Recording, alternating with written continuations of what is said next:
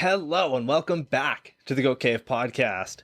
Today's guest is the person behind my favorite Instagram account, early 2000s BMX. James Lawrence has been running this account for close to 6 years now, promoting the history of mid-school BMX and some of the most important moments in the BMX history with the world. Not only does he find and post all the footage, but he also does interviews with some of the biggest and smallest names on his Instagram lives. I'm super stoked to be sitting down and nerding out with James Lawrence. How are you, dude? Good, man. I appreciate it. I've been a fan of your podcast since the day I discovered it. And I'm just stoked we made this happen, man. I'm honored. Hell yeah, really dude. Cool. Dude, I'm super excited to sit down with you because like I was saying in the intro, you are definitely one of my favorite Instagram accounts to follow because of just so much history and whatnot that, a BMX nerd like myself can really enjoy. So, dude, props to you. Dude, no, it means a lot, man. And first of all, I want to say props to everybody that filmed clips over the years because, that's the real work, and everybody that captured it and, and all the riders, of course. So obviously, I'm just a small part of that wheel, but super stoked you like it, man. Hell yeah, dude. So you've listened to the show. You know how this works. Let's talk about when you first got into riding. So how did you get into BMX? Well, I just listened to your Steve Crandall podcast and he talks about the board and the brick and neighborhood kids jumping bikes, man. And then I discovered there's actually, well, let's go back a little bit. Just jumping a bike. It wasn't really a BMX bike. It was just a 20-inch bike. And then I discovered what BMX was because there was a BMX track locally. And even then, I didn't know about the trick side of things, So we would go there, just jump our bikes and mess around. And then from there on, discovered, freestyle BMX just through like Blue Torch TV, which was big on like Fox Sports Net at the time and stuff. So we started going to skate parks, just like this little rinky-dink outdoor park in our town. And it just kind of progressed from there, man. Definitely. So I don't know if you mentioned where you kind of grew up there, but do you mind letting us know kind of where it was and everything? I might have missed that. Sorry.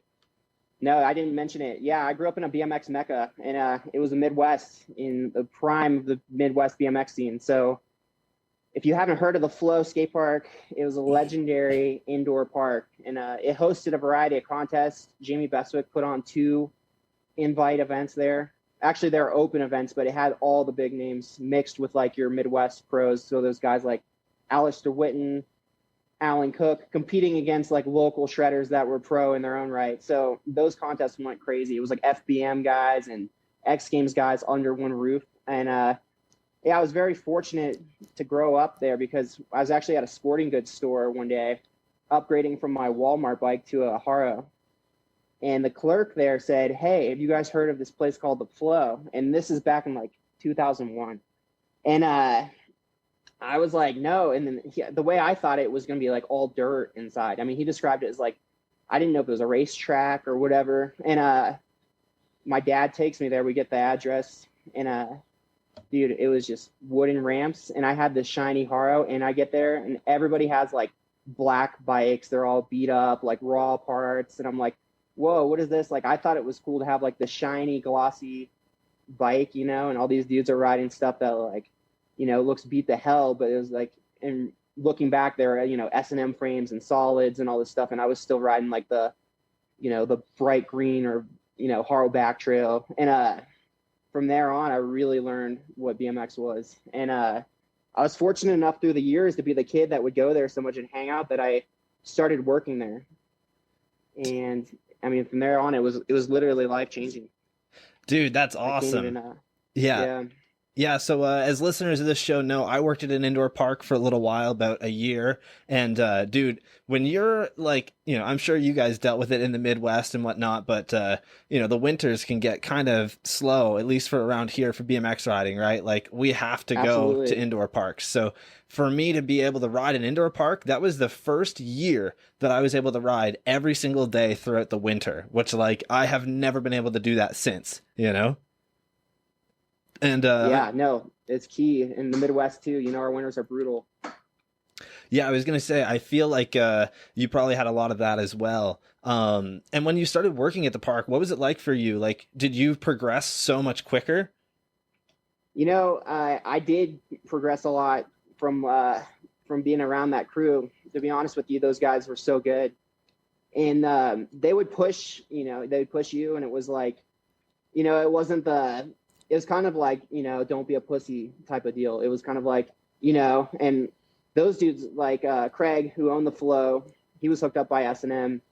Dude shreds. I mean, he was in his 30s at the time.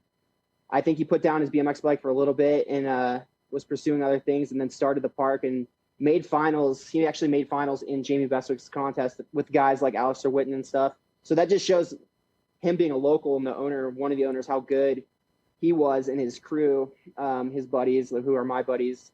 My buddy Jut, who was riding for DK at the time, he's riding for Verde now. All these dudes, man, and Nick Smith. I mean, I know you probably don't recognize any of these names, but these dudes are getting, they're getting clips and props. They're just like the local dudes that everybody was just like, wow. I mean, there's so many. John Sestito. But yeah, dude. So just being there, I started realizing the guys that would be there for sessions. So as I started getting into riding, I would see guys on, and they're just killing it. And then I would go watch a video. I would buy like a VHS and I'd be like, whoa, that's the dude that was just at the park Saturday. And this is right before, I worked there or whatever. I was still like a kid, probably middle schooler. And start realizing that the dudes getting sessions there were like, it could be anybody from like Matt Bischoff to Ian Shorts to Stephen Hamilton to all these dudes, man. And we'd get Greenville dudes, because this is right before like Mira had his own warehouse and Nyquist had their own warehouse. So they had the JC Park in Greenville. So those dudes would be coming down to ride our indoor park. And, it was just crazy. It was like the Mecca. And I can't leave out Changa and Section 8. And those, are a couple hours away. So we would be like a melting pot. And then the Napolitan brothers would come down because, they're from Youngstown, Ohio. And our scene was just crazy. Catfish, Quinn Semling, those dudes from Dayton. And DK's in Dayton. So we'd get those dudes, and DK would sponsor the Dirty East. And I would always say the Dirty East was a CeeLo tournament with a BMX contest, because the games of CeeLo there were unreal. I don't know if there was more riding or CeeLo played in that building, but yeah, man, it was just crazy. A crazy scene. There's a club next door to the Flow called the Big Easy, and it was a hip-hop club. Is huge, and then the other side of it was country, so you can imagine there was quite a few brawls and fights because of the mix of crowds that would go to that club. And this is east side of Columbus, and there was a lot of like strip clubs and stuff on that side of town. So the nightlife after parties for a lot of these dudes it was just wild. So it would draw in a lot of people for these contests because you'd go to party, not just ride. So it's just trying to get you an idea of the scene is pretty crazy, man. Dude, absolutely. And I love that at the beginning there, you were mentioning quite a bit about, just the local dudes and like the local legends. And I feel like every scene has one or two dudes who are, known by everybody as like some of the best. Those are the guys that like they should have went pro, but just weren't kind of given the chance. But they made some sort of huge impact on the community. Oh, yeah. Yeah. And then also, you had mentioned CeeLo there, and I was gonna say, dude, you guys have an awesome shirt on your website, the early BMX 2000s CeeLo shirt, and I would love to buy it. However, this is gonna blow your mind. It is so like not Canadian at all. Like, I've never played CeeLo. It's always been something that like I hear about from people in the States, but no one around here plays it at all. So I don't even know how to play it, which is wild, Yeah, no, it's pretty simple, I'll explain the rules to you maybe off camera here or whatever. But it's pretty straightforward. But dude, I've seen people lose bikes, like expensive BMX bikes in games of CeeLo. It got heated. Like, that's no joke, $100 games, people losing their bikes, people putting bike parts up. Like, it got pretty crazy with the CeeLo. We had a skate shop inside of the park, and a lot of after-hour CeeLo games would go down. And speaking of those, those after-hour park sessions, that's when the real riding would go down. The park would be closed, but the night riding, there'd be, we'd stay open for different pros, the owner and his crew, everybody would just be riding, and some of those sessions were heated. I mean, I've seen some of the craziest riding to date just from some of those sessions. I mean, it's pretty crazy, man. And through the years, we had road fools come through, we had Road Fools Rock and Roll Tour. One of the coolest experiences was just, I stayed open for all kinds of people to come in and shoot photos. I wasn't there the day Mira came through. He came through, I think, with Mark Lousley to shoot some photos. He ended up getting hurt, but he did this crazy tail-up transfer. I've opened the park for Nyquist and Ty Morrow and Josh Harrington when they're finishing filming, I think it was End Search. And, it was crazy. I remember riding amateur class against 12-year-old Garrett Reynolds and him just destroying everybody. And Garrett Reynolds' dad actually gave me some shoes. He owned a company called Pyramid Footwear. And Garrett was riding for Edney's, and his dad had his own little shoe company. And Garrett was like 100 times better than anybody, obviously, in the 14 and under amateur or whatever it was. But yeah, pretty crazy. And Brett Banna Sandwich, I can't forget the Indiana crew. So we had Chris Gerber, Mad Dog, little 9-year-old Brett Banna Sandwich had come up with his dad. And his dad used to be on the course kind of pointing out lines for him. And he would flip the spine at 9 years old in his full face helmet and almost looked too big that he couldn't even kind of support it because the helmet was so big, and he's on this little 16-inch DK, and he was turn downing the spine. And it was just crazy watching Mad Dog progress throughout the years. We would go to Indiana, me and my buddies would, and actually shout out to Chris Gerber. He's one of my friends. He rode for SE. He was in the Dew Tour, had every trick in the book. Not Zach Gerber, not to be confused with Zach Gerber, who I also know, who's a good dude as well. But Chris Gerber from Indiana. So, watching him and Glenn Salyers and, we get all those dudes. The Indiana crew, man, they sent it. Mad Dog, just watching his career go from being a little kid to where, he was, debatably probably the best park rider in the world. And it's pretty crazy. And we get the Streebies, I don't know if you're familiar with Adam Streeby. He invented the flip whip. Those dudes would come down, and it was just a wild scene, man. We had Dorito from Cleveland, all the Cleveland dudes. I can go on for days about it, but just the amount of talent that come out of the Midwest was unreal. I mean, unreal. New Philly Billy, all these dudes, man. Yeah, definitely unreal to see. Like you said, there's just so many guys that you might have heard of that came up, like in the Napolitans and stuff, but, there's dudes that were just right by their side. They were almost just as good, Yeah, definitely, dude. And I love that you mentioned so many different people throughout there, right? Like Brett was huge. And like even to this day, he is an inspiration, man. Like to see kind of the cards that he was dealt where, he was this prodigy kid that was doing so well, who honestly, if he didn't take that crash, probably would have been the best park rider in the world. And he definitely was at a point where he was by far the youngest, best park rider in the world, right? Like he was winning, was it Dew Tour Dirt, like at 16 years old? Park Dirt. Yeah. Yeah. I mean, dude, to be honest with you, I think dudes are just now catching up, to be honest with you. The stuff that, just watching him ride in person, you see one thing on video, but I watched Brett throw a throwback run of him on his pink bike for Breast Cancer Awareness Month. Probably it was, it's got to be over 10 years old, obviously, before he crashed. And that run could hang and feast today. So, honestly, seeing it firsthand, I'd say that dudes are just catching up. It's pretty crazy. Obviously, Logan Martin's there, but I'm not saying there's not dudes that aren't there, but yeah, it's pretty crazy. And I got to talk about the diversity of our scene. For a while there, we had Ian Shorts and Hamilton, and those dudes are obviously street dudes. And Mark Corbett, who was he's really good. He was part of their crew and would film all the time. And then we would have dudes like Nick Bruce later on. Nick actually won a contest I put on called the King of Rhythm. And Nick, obviously now he's on the U.S. Olympic team, and he's from more towards Cleveland, Ohio. But, just the diversity of talent to come out of that state, man. I don't know, or just the Midwest in general. I just get kind of emotional about it because it's just crazy to see. I can't really convey into words like the energy and stuff, but if you lived it, you lived it. And other than that, you'll just have to hear the stories and watch the old videos. Yeah, definitely, dude. And I think that that's like such a great thing for you to say, considering that your Instagram page is literally all dedicated towards that, right? Going back and seeing the video and like seeing firsthand the stories that you'll hear from everybody, right? And before Absolutely. we jump to that, I do want to mention, working at a park, I felt the same thing, man. You get to see so much. Like you said, you'd be staying open and the real sessions would be after hours. And Absolutely. for me, when I was working at the park, I actually lived there. So it was in an old arena, and you had like a little Oh change wow. room area that I turned into my room essentially.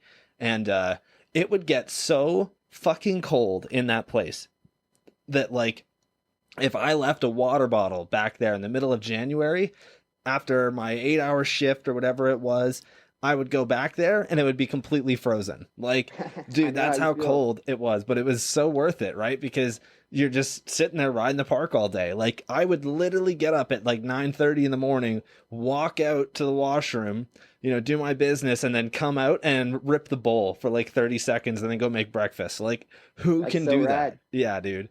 It was Yeah, yeah. yeah, I don't know if you had anything similar to that, but yeah, Oh I yeah. figured I I'd mean, just I mention it. almost lived there. I almost pretty much. I mean, I was there so much that you could say I lived there. We would go catch street sessions after the park closed. A lot of times, OSU campus, another mecca. Road Fools went through there. There's been so much film there, so we would go, meet up with buddies that are out there riding street, and it was just like, dude, the scene was unreal. So many riders, so many good riders. I'm just happy to have witnessed it. I got to also shout out my buddy Cody Clary at the Bike Doctor. He made a huge impact on our scene. It's a bike shop, and he would hook up lots of riders. And he owns Downtown Cycles now. If you guys are in Ohio, couldn't find a better bike mechanic than those dudes. Yeah, so it's just crazy seeing it all go down. Our contests were unreal. I mean, the Dirt East, we had Matt Sparks, Cuesta. I can't leave out those dudes. The stuff that would happen at those events too. I mean, I'll definitely send you some of the videos, but yeah, I mean, it was unreal, and it was cool kind of getting to see the industry side of things, because we had a shop in a skate shop, BMX shop, and it was cool, just getting to learn the ropes of all that. And one of the cooler things there was not necessarily just opening, the park for big name pros and all that stuff. And it wasn't even like, it wasn't like a big deal. I don't want to downplay it, but we had so many dudes coming through. It was just kind of commonplace, Brad Sims one time came through. It wasn't like we were throwing out red carpet for him. They were just coming and sessioning, and it was just, they were just, everybody that came through was just part of the session. And one time, this dude calls me, and he has such a thick accent, and I answer the phone, and I was like, "What's up?" Flow Skate Park, and the dude was like, I could barely understand him. He said something about trying to get our hours, and I was like, "Oh, we close at 10." And he came through, and it was this German dude, and he got hooked up by We the People. And he turns out he was part of the circus, and they were in town. He was doing the BMX portion of the shows. And he's like, "Yeah, man, could I come by tomorrow? We don't get done till late, but can I come by tomorrow and maybe ride at the end?" And I was like, "Yeah, why not?" Dude comes through, and again, he had We the People stuff on his bike, and I was like, "Dude, this dude might be pretty good. It looks like he's kind of hooked up. He shreds." But not only that, he brought one of the acrobats who was like a Colombian U.S. Olympic gymnast, or not U.S. Colombian gymnast from like years past. So this dude was just hanging out, and it was just a cool scene. We were just riding it, and I was like, God, these people are from all over the world. And these two dudes from the circus, and the Colombian dudes like showing me how to we're just jumping off the railing and the foam pit doing flips on our feet, and he's just showing me how to tuck and stuff. And it was just a crazy scene, because it's like you meet so many people throughout the world, man. I have friends from all over the world, and my page I put together is becoming an extension of that for everybody. I mean, I've been connected with people like yourself, so I just think that's BMX in general, and it's pretty cool. Yeah, dude, exactly. And I think your page is really sick just because of all the stuff you've been able to do with it, right? And one of the best things that I've ever done was actually be a guest on your live stream recently. That was by far one of the best moments for my quote BMX career. Like, I Oh, I appreciate loved it. coming by for that, and some of the people that were in the chat and stuff that I've never met were super, super nice too, and it's really cool to kind of sit down and be able to talk with someone who loves BMX as much as you do, if not more, right? Because I always feel that BMX is such a huge part of my life that I don't know, I feel like most people don't understand it. Sometimes even BMX riders, right? Like, there's Yeah, people that I know that I'm close with that have no idea why I put so much into what I do, and it's because it's given me everything I have. yeah, and that makes me want to touch on another point. Is BMX is it's kind of something different for everybody, obviously, and like, it's pretty crazy. Not just like styles. Like, shout out to Brant Moore. Brant, his style is super unique, and his way of riding is a whole different than maybe a dude that's trying to make the Olympic team approaches riding. And obviously, but there's so much more to it. You know, you're part of BMX as a podcaster, you're part of BMX as a collector. It's just, there's so many ways to be involved. I mean, I even interviewed, shout out to Down Machine. He collects the vintage BMX t-shirts, and that's his passion. So, you know, there's just so many ways you can be involved in anything, and BMX is no exception. So I've always thought that was pretty cool.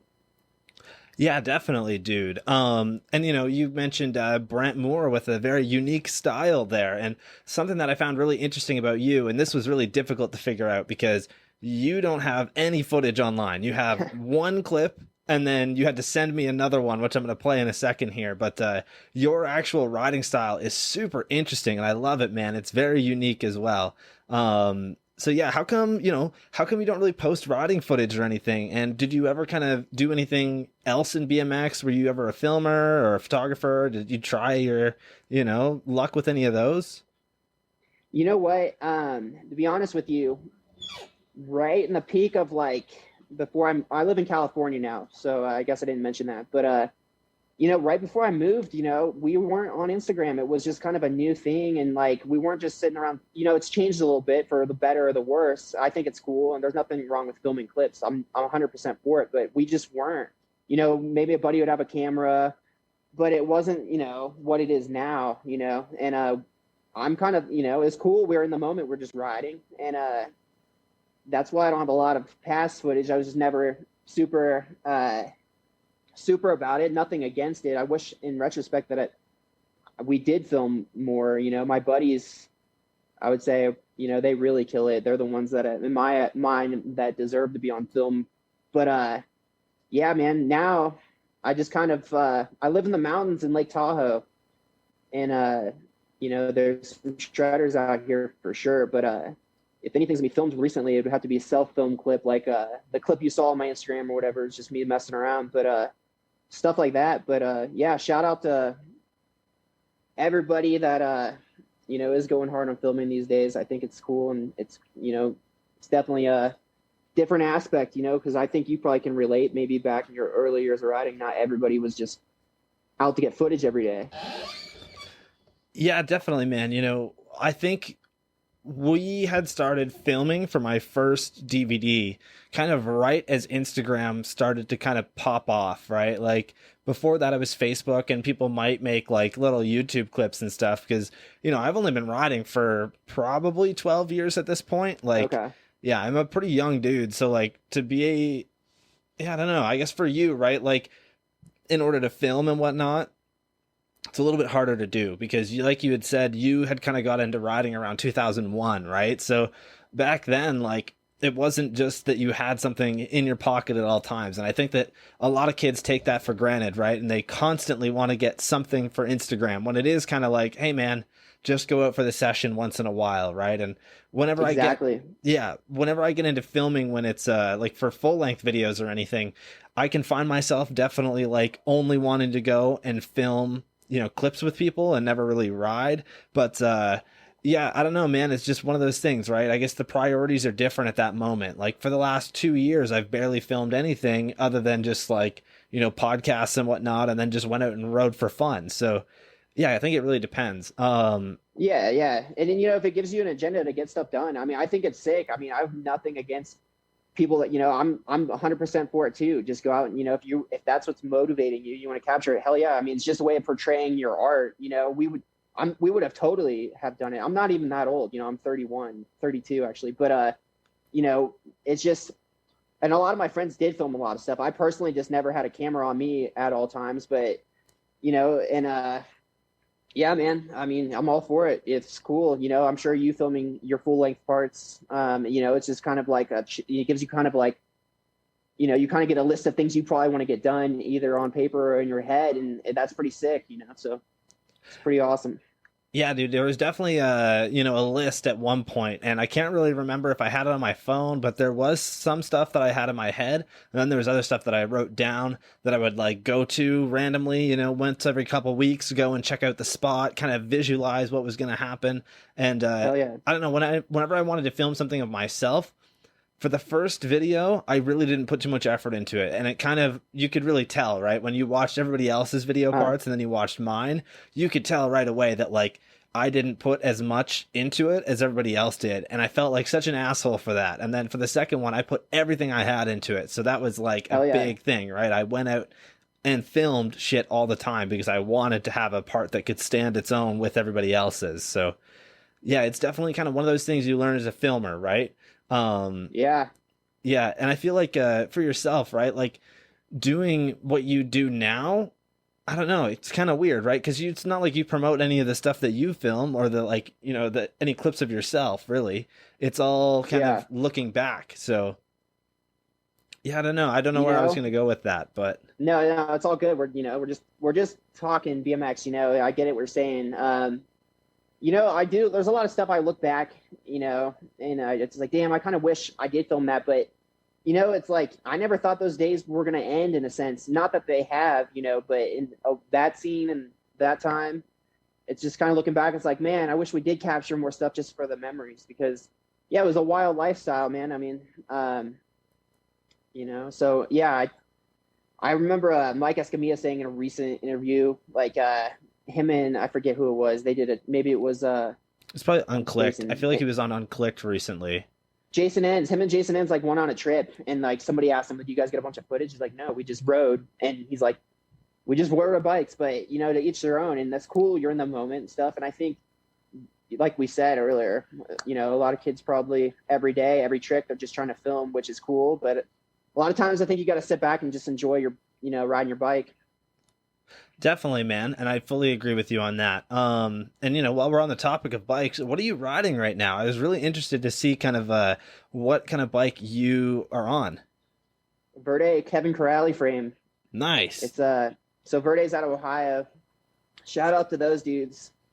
I have a Verde Corrali, and then I got their new Dirt Jumper, which is the first bike I've ever had with suspension on it, and it's you know, it still feels pretty much like a BMX bike, but hell yeah, shout out to Verde. Those guys, they're from Columbus, Ohio originally, and now they're part of DK. Just try to support local, you know, even though I'm in California, that was like, you know, my local company. So, and I know they hook up some of my friends and stuff. So just try to support those dudes. Just cool to have something local. You know, a lot of people don't have a local bike company. So always try to, you know, help out those guys. Definitely, man. And I found myself kind of in a weird thing lately because I'm coming to the end of my time with my Cult Hawk frame. You know, I'm coming up on 4 years, and I feel like this will probably be the year that it breaks, or, you know, I just kind of switch it up. And I'm having a hard time because I don't know who to support because there's so many different, you know, companies out there that support the show. Like even Sabrosa was in my live chat the other day, and you know, I've had Robbie Morales on the show, so I want to support Cult, but then I also want to support Tall Order because Sebastian Keep was on here, and then, you know, there's some other people too. Like it definitely gets difficult, but I feel like if I do get another bike, it's probably gonna be an Alliance frame because Alliance is a Canadian company. So yeah, I know about Alliance for sure. Yeah, I feel like I kind of, you know, I have to. Like I'm this, you know, I would like to say bigger Canadian BMXer, not known for my riding, but you know, I do stuff for the Canadian scene, so I feel like I kind of have to represent a little bit.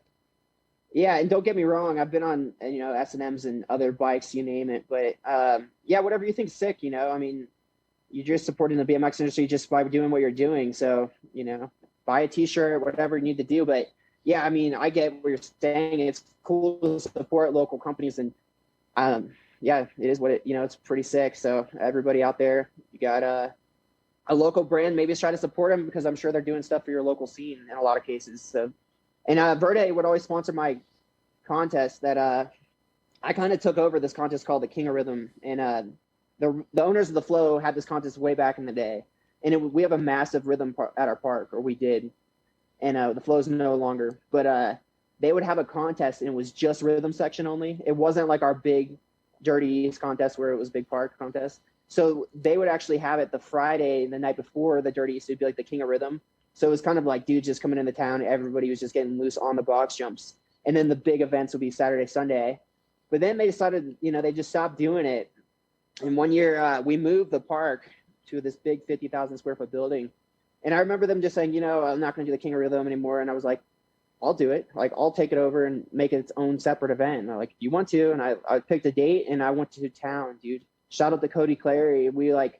He's the guy I talked about, owns Downtown Cycles. We went and just got so many sponsors, and I promoted the hell out of it. I was doing the Flow social media at the time.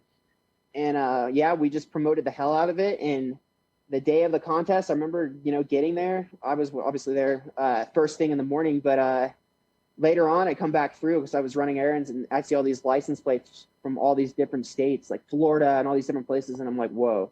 And it was just, a packed house, and it was sick. And yeah, man, hell yeah. Just so I always just try to, DK, they would support that contest and all these different brands. So if you're doing something, if you're supporting a local bike company, chances are they're supporting your local scene. So it's always a good idea. Definitely, man. Not even just bike companies, but bike shops, or just anybody within the scene, right? Like, hell yeah. We even had skate shops, local skate shops would throw in, shoe certificates, whatever else. So hell yeah, dude. That's so rad. We've been going here for almost 30 minutes. So let's jump into, the main reason we're here today, which is, you run my favorite account on Instagram, which is the early 2000s BMX page. And dude, every single day, I know I said this on the live stream, but every single day I am sending clips that I find on there to just everybody that I kind of know, right? Like maybe one person will get it this day and then another person gets it that day. But no matter what, there's always really cool shit that you're posting. And, first of all, when did you fall in love with mid school? Because obviously to do this and spend 6 years at it, it's a pretty big deal, and it's definitely a labor of love. So to be honest with you, it wasn't mid school. It was just what I lived, at the time. It was like, I never categorized it. It was just riding. And as years went by, things changed a little bit, and I'm into current riding. I can tell you, I follow, everything street, feasts. I've been to a feast, not to ride, but I've been to a feast. I've been to, I'm into current riding, but, I just look back on those days and, it wasn't like necessarily when I started it, like a category of mid school. It was just stuff that happened in the past, and riding styles changed. And I just still wanted to document that stuff that went down. And, I started the Instagram 2016, but I wasn't active for up until the start of COVID, literally. So I probably did a few posts and then really picked back up on it, obviously, because we had the time. And, so it was like 5 years of in between of nothing. I would post a little bit on there, but people were stoked even way back then. I don't even think Instagram had videos back then. It was just people were stoked. I'd share some photos here and there, but really stepped it up and picked back up on it, almost a year ago, if that, not even a year ago. But yeah, I mean, to answer your question, it wasn't really necessarily falling in love with mid school. It's just kind of being brought up around that. And, obviously I'm not old, I'm pretty young. So there's stuff that predates me, obviously, like a lot of I even post 90s stuff on there, and it's like, yeah, but I still know it. And, I came up on those videos and stuff, but I was around for a lot of BMX history firsthand, and a lot of stuff that, just snowballed from there. And, the early and mid 2000s, man, I just have great memories of those times. Yeah, definitely. And I think with you being involved with the scene, even back then, right, just as a rider or, working at the park, you do get to see kind of everything come up. And, it's nice to kind of look back at those things. And I know some people say, that you shouldn't kind of live in the past, but to look back and see the moments that were so important and so, they literally pushed what we have for today, right? They revolutionized BMX. And to be able to kind of show people who maybe don't know that is something that I think is super important. So good on you for doing that. Yeah, totally. And, actually, I think I answered this question with Brant Moore. He asked me a few questions, but yeah, there's like, at first it was like mid school dudes getting stoked on it. But then I started realizing there's a lot of newer riders, and they're just like, whoa, like super stoked on stuff like, that they'd never seen. There's arguably stuff that happened back then that's just as wild, and not more wild in some cases than what's happening now on its own level. Obviously BMX riding is at an insane level right now, but there's crazy stuff that happened back then, 360 hand plants over a spine. I saw Matt Sparks' first wall ride flare, and him trying this crazy hand plant to bar spin, which I've never seen anybody do, over this crazy railing that wasn't even meant to be touched. It was out of this gnarly steep quarter, and all this stuff, man. I just get on these tangents, but it's just stuff that I saw go down firsthand. So I just thought it was cool to be shared, but I've come to realize, not to sound cheesy or anything, but like, it's not about living in the past. There's enough people stoked on that stuff still that it's still a lifestyle and it's still a style of riding. And I'll even post current clips that are mid-school influenced, you saw the 1260 tail tap by Joey. That was insane. And that reminds me of the old mid-school tech stuff like Kevin Porter and, Ben Hiddle and those dudes that, the predecessors. But, there's two things about mid school. It's an air, but in a lot of ways it's a style of the riding. Obviously there was diversity in riding back then too. Don't get me wrong. But yeah, I mean, I feel like if there's enough people still into it, then, in a lot of ways it still lives, Yeah, definitely, dude. And that 1260 Joey, dude. Unreal. That shit was fucking sick. Like, that dude is unreal, man. And what I love about Joey is that, like, he's actually a really nice, humble dude. Like, he's awesome, man. It's really rad to see him kind of get the credit he deserves from that, because that blew up. Everybody was posting that. Like, not just you guys, obviously. I think it was one of my most viewed videos that I shared, for sure. Wow. That was, unreal. Perfect. No hops at all. If anybody hasn't seen it yet, you did 1260 tail tap.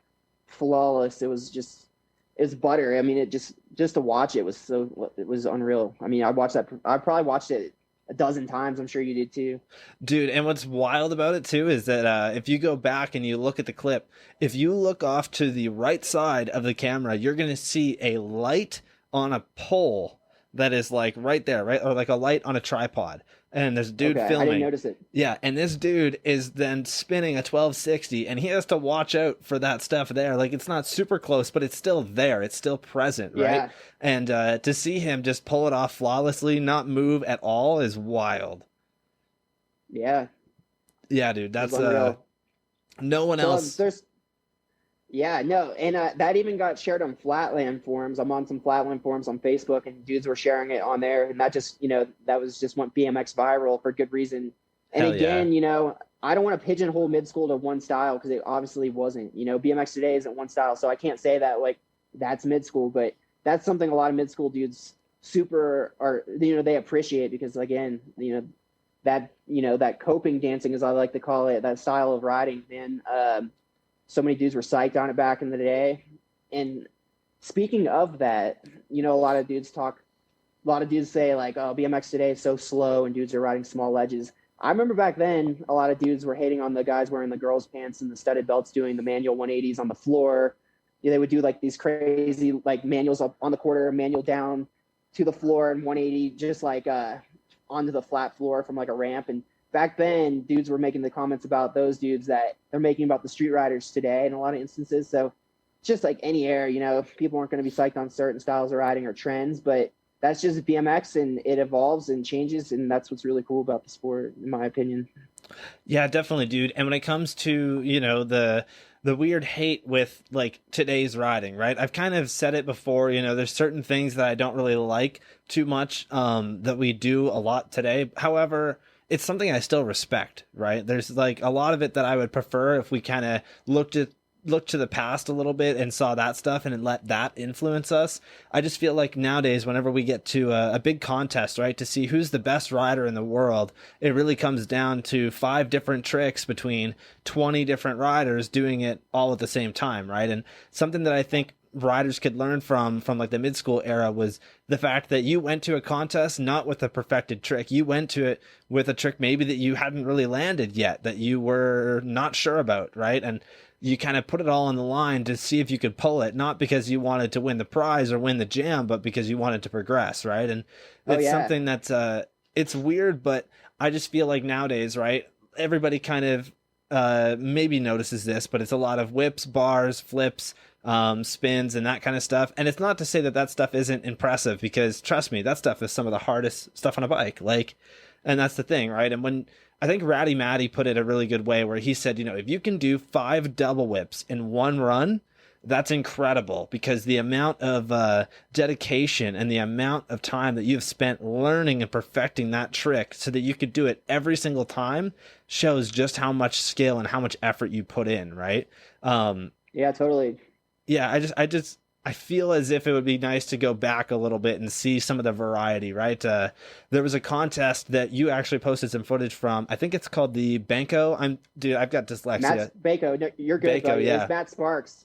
Yeah. I wanted to talk about that anyway. Yeah, dude. So that dude absolutely kills it. And that run is like one of those contest runs that you wish to see. Like, could you imagine if somebody went into X Games nowadays and just did like crazy shit like that, where it's like a vert wall and one hand, hand plant, one hander, tail whip, like just the craziest things. It's something that like is so different and so unique. Yeah, in my eyes, Matt Sparks progressed modern day park riding. He was, the mentor, the windshield wiper, all this stuff. But yeah, like again, the best stuff that happened in contests a lot of times was after the time of the run. So it'd be like after the quote unquote 2 minutes or whatever, and it was pulled after it counted. So it wasn't necessarily about having the most refined park run. Obviously, it was about just progressing the sport and progressing your own riding. But it was just like the energy in those buildings, man. I've been to so many different events, and it's just, it's just unreal, man. It's just electrifying. Yeah, definitely. And I wonder if, being at X Games, right, the energy is way different. And I've talked to a few people about this, but when you're at X Games, right, these guys are ready for war. They want to win, right? And not only that, but the crowd is up in the stands. They're kind of far away from you at certain times. And I feel like, the reason that the Ghetto Jam and that Swamp Fest and, even Battle of Hastings, all of these contests are so great is because the people are close and the whole vibe is about, everybody progressing and everybody doing their best instead of I want to do my best because I want to win. Exactly. Yeah, totally. And I think, that doesn't change. I think dudes were taking the X Games serious back in 2001, obviously. So, Definitely, there's a place for those contests, and I always enjoyed watching them and still do. But yeah, I get what you're saying. You're not going to have the same energy as a Swamp Fest at X Games, but they're two different things, and I'm glad they both exist. But yeah, it's just, it is really cool to see the different outlets of riding. And I mean, I'm just a rarity where I appreciate so many aspects of BMX, but I respect people that just like one thing or the other. It's an art form. Absolutely, yeah. So yeah, let's talk a little bit about when you decided to start the page. So, obviously about 6 years ago, you're coming up on 6 years. If I'm correct, your first post was March 13th, 2015.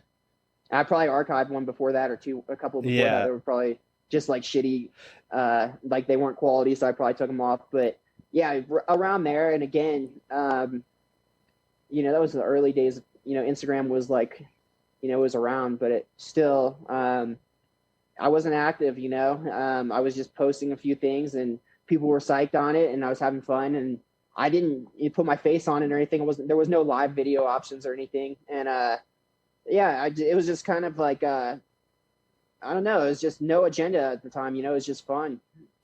Yeah, definitely. And, when you decided to start this, obviously things were a lot different. And it's really cool to see kind of how far you guys have come, right? And I love the fact that sometimes you guys even do reposts. Like, I think the first photo that you guys have posted that maybe isn't archived is of Josh Harrington doing an over ice pick. I think at Dew Tour, but like on this ridiculous fence. 2005 Louisville Dew Tour. So that was the first Dew Tour, and nobody knew what the Dew Tour was. That's why there's hardly any crowd. Yeah. I think he might have done that. And that was practice, but yeah, that was like the first Dew Tour. And yeah, speaking of that, like a lot of dudes came through. Because Louisville's like 4 hours away, so like a lot of those dudes came to our park right before that went down. But yeah, that picture today is still one of the gnarliest things, and it's timeless because if he didn't slip on that ice, if he didn't pull that ice pick, he's falling, 40 feet into some bleachers. If anybody doesn't know, he did it over ice pick, crazy drop on the other side. It's just Josh Harrington, man. Unreal. One of the greatest riders to ever do it.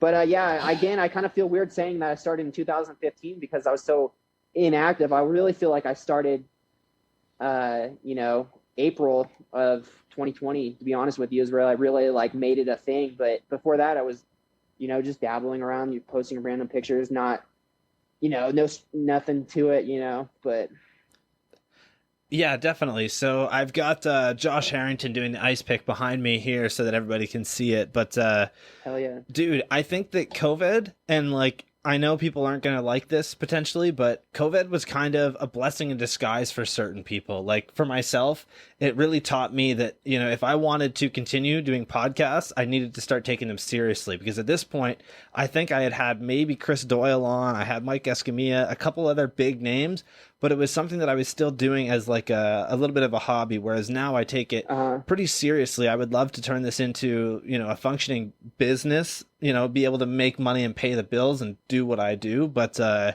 even like, it's just one of those things that like, I think kind of teaches people that they really need to move forward with things. And for yourself, it sounds like it did, right? You started to take this page a little bit more seriously. One, because you had the time. And yeah, I don't know. What do you think?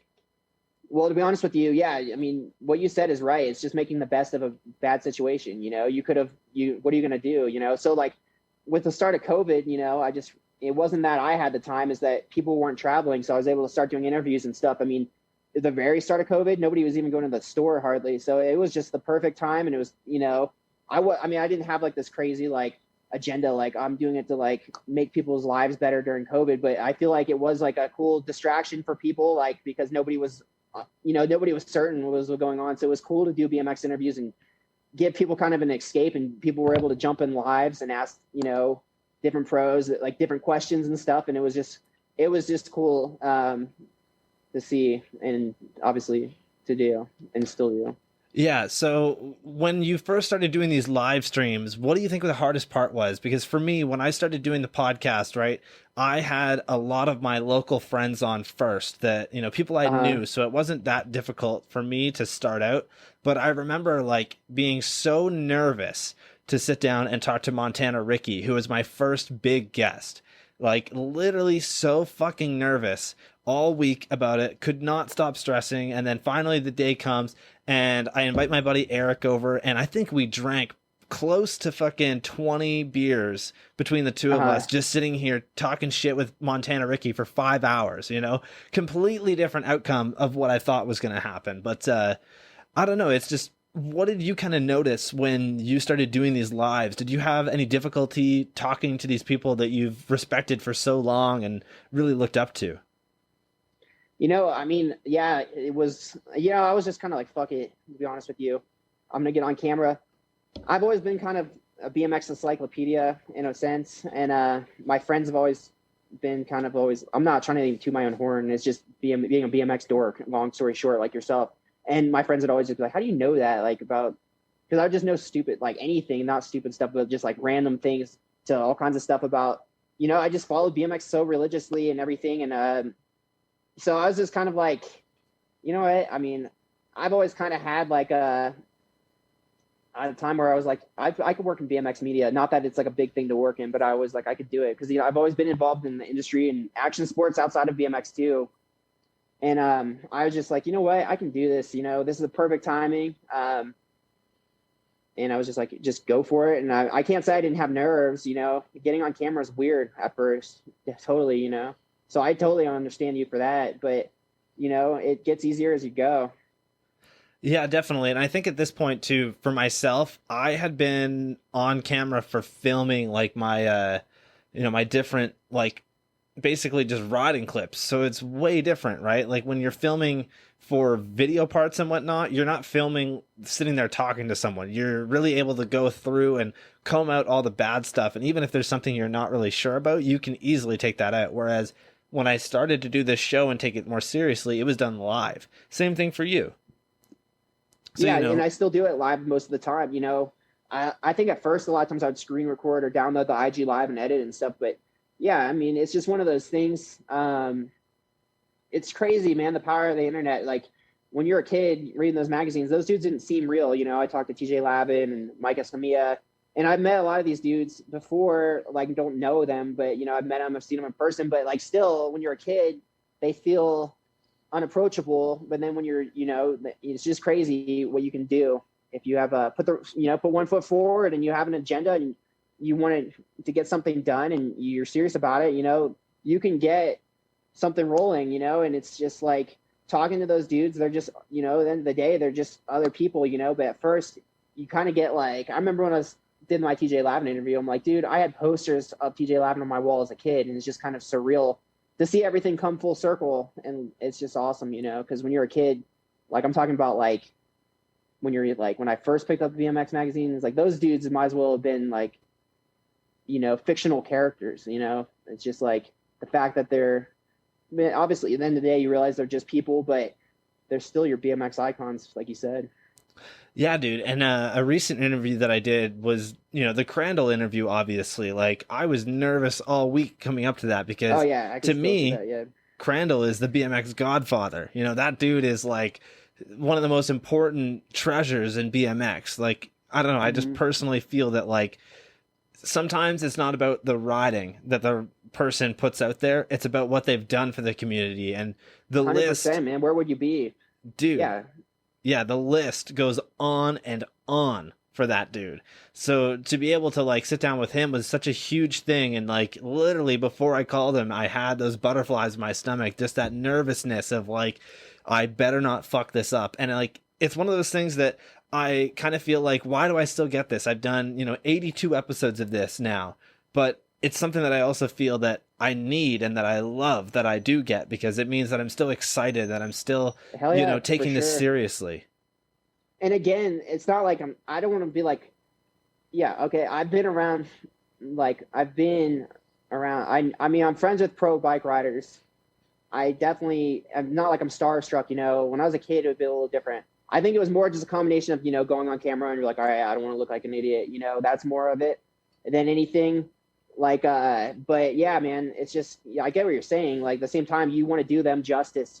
That's what I think is one thing. You're like, I don't want to, you're like, you want to make it like, I don't know, because you respect what they've done so much. You want to do them justice on camera, and I think, at least for me personally, that's how I feel. Because, yeah, I mean, I think even as a kid, I was very lucky to be around the riding scene I was and meeting the people I did when I was a kid and seeing people come up. But yeah, you just want to do those people justice on camera. And I think you did a great job with all your interviews. With that Steve Crandall interview, you really nailed it. And it'd be, to me, when I listened to that, I was like, he can show this to somebody that doesn't ride BMX and they would have an appreciation for what this dude's done for our sport. And I think that is the best thing he could have ever done right there, man.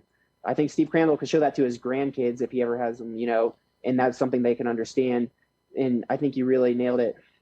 Thank you so much, man. That's so nice of you to say. Honestly, it was something that I really, really, really wanted to like hit the nail on the head and just make sure that I did a good job of, because again, like you said, Crandall has done so much for us, and I just felt personally that I would be doing, a disjustice or whatever the word would be to what he's done for us. And like, he's just such an important figure within BMX. Yeah. No, I totally agree. So, I kind of wanted to see what are some of the behind the scenes things that go into the page, because, as someone who does this every week, I know the struggles that I go through, and, what really goes into doing a podcast and doing the stuff that I do with my page. But for you, everything's a little bit different, right? Not only do you do the interviews, but you also are posting and finding all this footage. So, what are some of the things that you kind of do behind the scenes? Well, obviously, I watch BMX footage for my own enjoyment, but obviously, yeah, it's a step beyond that, of course. A lot of times people send me stuff, a tons of stuff, but I mean, I'll go through all that, of course, and that's where some of the sickest stuff comes from too. But I'm always looking. I'm on forums. I'm on the dark end, the back end of YouTube, Vimeo, you name it, man. Any archives on any BMX site you've ever heard of or haven't heard of. I'm always looking for stuff. A lot of times people tag me and stuff too. I mean, it comes from all kinds of places, though sometimes it'll be stuff that, that I find and I'll archive it and I'll save it. But, dude, I'm feverishly always on the hunt for footage and always watching the videos people send me and finding stuff on collector forums and BMX forums. You get all kinds of stuff, man. You name it. I mean, it's a grind for sure, but it's a labor of love. Definitely, man. And I think there's so much that really goes into it that the average person really wouldn't understand, right? Like, when it comes to the interviews, do you do much for like writing out questions or anything, or is it more of just a casual thing for you? Oh, I mean, a lot of times I just know so much about like I mean, I can memorize so much stuff just from the past that I've already known, but a lot of times I'll do, I'm not saying I don't do research. I totally will. I mean, it's obviously there's stuff you always find out about somebody that you didn't know. Of course, there's unlimited information about any human being, so it's always good, but a lot of times it'll be stuff that I'll know firsthand, like through somebody that knows them or something like that. And a lot of times it's stuff that I heard in an interview, or I read an interview back in BMX Plus, and I just happen to remember. But I'll definitely go through archives and research and all kinds of stuff and listen to past interviews, of course. But just try to give it like I said, do the best justice you can. But yeah, you know what I mean. It's just a variety of things. But yeah, I definitely put a lot into those interviews. And sometimes I try to sometimes just keep it casual, and sometimes the best conversations come out of that, because they're going to go sometimes tell you something that you didn't know. So it's like you can go into something super researched, and that's great. But a lot of times, if you don't know, that's when the best stuff comes out. Definitely, man. I can fully agree with you, right? As someone who, I spend typically anywhere from 10 to 15, sometimes even 20 hours a week just looking up and researching it, writing my questions. That's not even like, doing the show or editing it, right? Like by the end of this, it ends up being closer to 40 hours a week that I put into just doing this show for one episode. And dude, you can look up so many things and get into that interview, and the whole thing will go a completely different direction. And, which is awesome. Sometimes it's a better direction. Like, there was so much stuff that I looked up about Crandall, and I kind of just let him go and just do whatever he wanted to do, because the guy is known for that. Like, the guy is known for speaking and doing all that kind of stuff within the scene. So for him, it's just super easy to go about it. Yeah, and you know what I mean? Like, I definitely do my research. Don't get me wrong, and again, a lot of stuff is stuff I've already known, but like, I don't want to just do the same interview that everybody's done. Obviously you don't either, of course, you don't want to just repeat the same standard questions, like, so it's kind of a good mix in between. I don't stick to a script is what I'm saying. Obviously I'm not going to ever interview somebody if I don't know about them, so if I was going to go in and interview, say I didn't know anything about, like Chris Doyle, but of course I do, but let's just pretend I don't, right? Obviously I'm not going to go into that blind and be like, so who was your first sponsor? Like, of course, like I go into depth because I'll find out stuff, and I know a lot of behind the scenes stuff. I mean, obviously you don't know the extent of everything, of course, but it's just stuff that in different parts of different riders, you hear things throughout the scene and stuff that I remember reading on message boards back in the day. And then I'll go do my own research, and, you can find so many things on websites like, Fat BMX interviews they did in 2005. So maybe they asked that question, but they didn't ask it in the last 15 years, 20, you know what I mean? So there's a lot of stuff out there, and you remember a lot of things in retrospect. So you might see like, all right, that rider, they won Dew Tour in 2007, and that was crazy. But like, since then, their riding's completely changed to this and this. And it's like, nobody's ever talked to them about that. So it's really, there's so many obviously ways to approach it. And I think you know what I'm saying. So you can research all you want, but it depends, because there's just so much out there, and what direction you want to go is how you should base your research. And at least for me personally, Yeah, definitely. And, I feel like what was your first sponsor is actually a question I asked Doyle. So nothing wrong with that. No, I know. I didn't mean that. I meant like, I was joking. Obviously thinking DK, but like, I was just using an example, of course, like, there's nothing wrong with that too, because these podcasts aren't for us necessarily. There can be a kid that never rode before that doesn't know much about Chris Doyle, and that's a great question to ask. And you have to remember that too, because the more views and the more people watch these, you have to realize not everybody is going to be a BMX expert. There's going to be dudes on here that just started riding last year. So I remember that too, and a lot of times you do have to ask that stuff. So I don't want to come off like, if you go into just too much industry related questions that like a circle of people know, that's not going to be appealing to everybody that's going to be riding. They're like, okay, like, I don't care that like he got hooked up by this distro and this happened to this. Like, I want to know like who this dude is and like why he started riding, and the stuff that like not everybody knows. A story on Roadfuls that might be common for, the 25 plus crowd, but maybe the 17-year-old kid doesn't know that story. So you got to remember that too. So, I mean, obviously, yeah, like I said, the more you go on, you got to look at your audience and you realize these interviews aren't just for your own self. They're for everybody.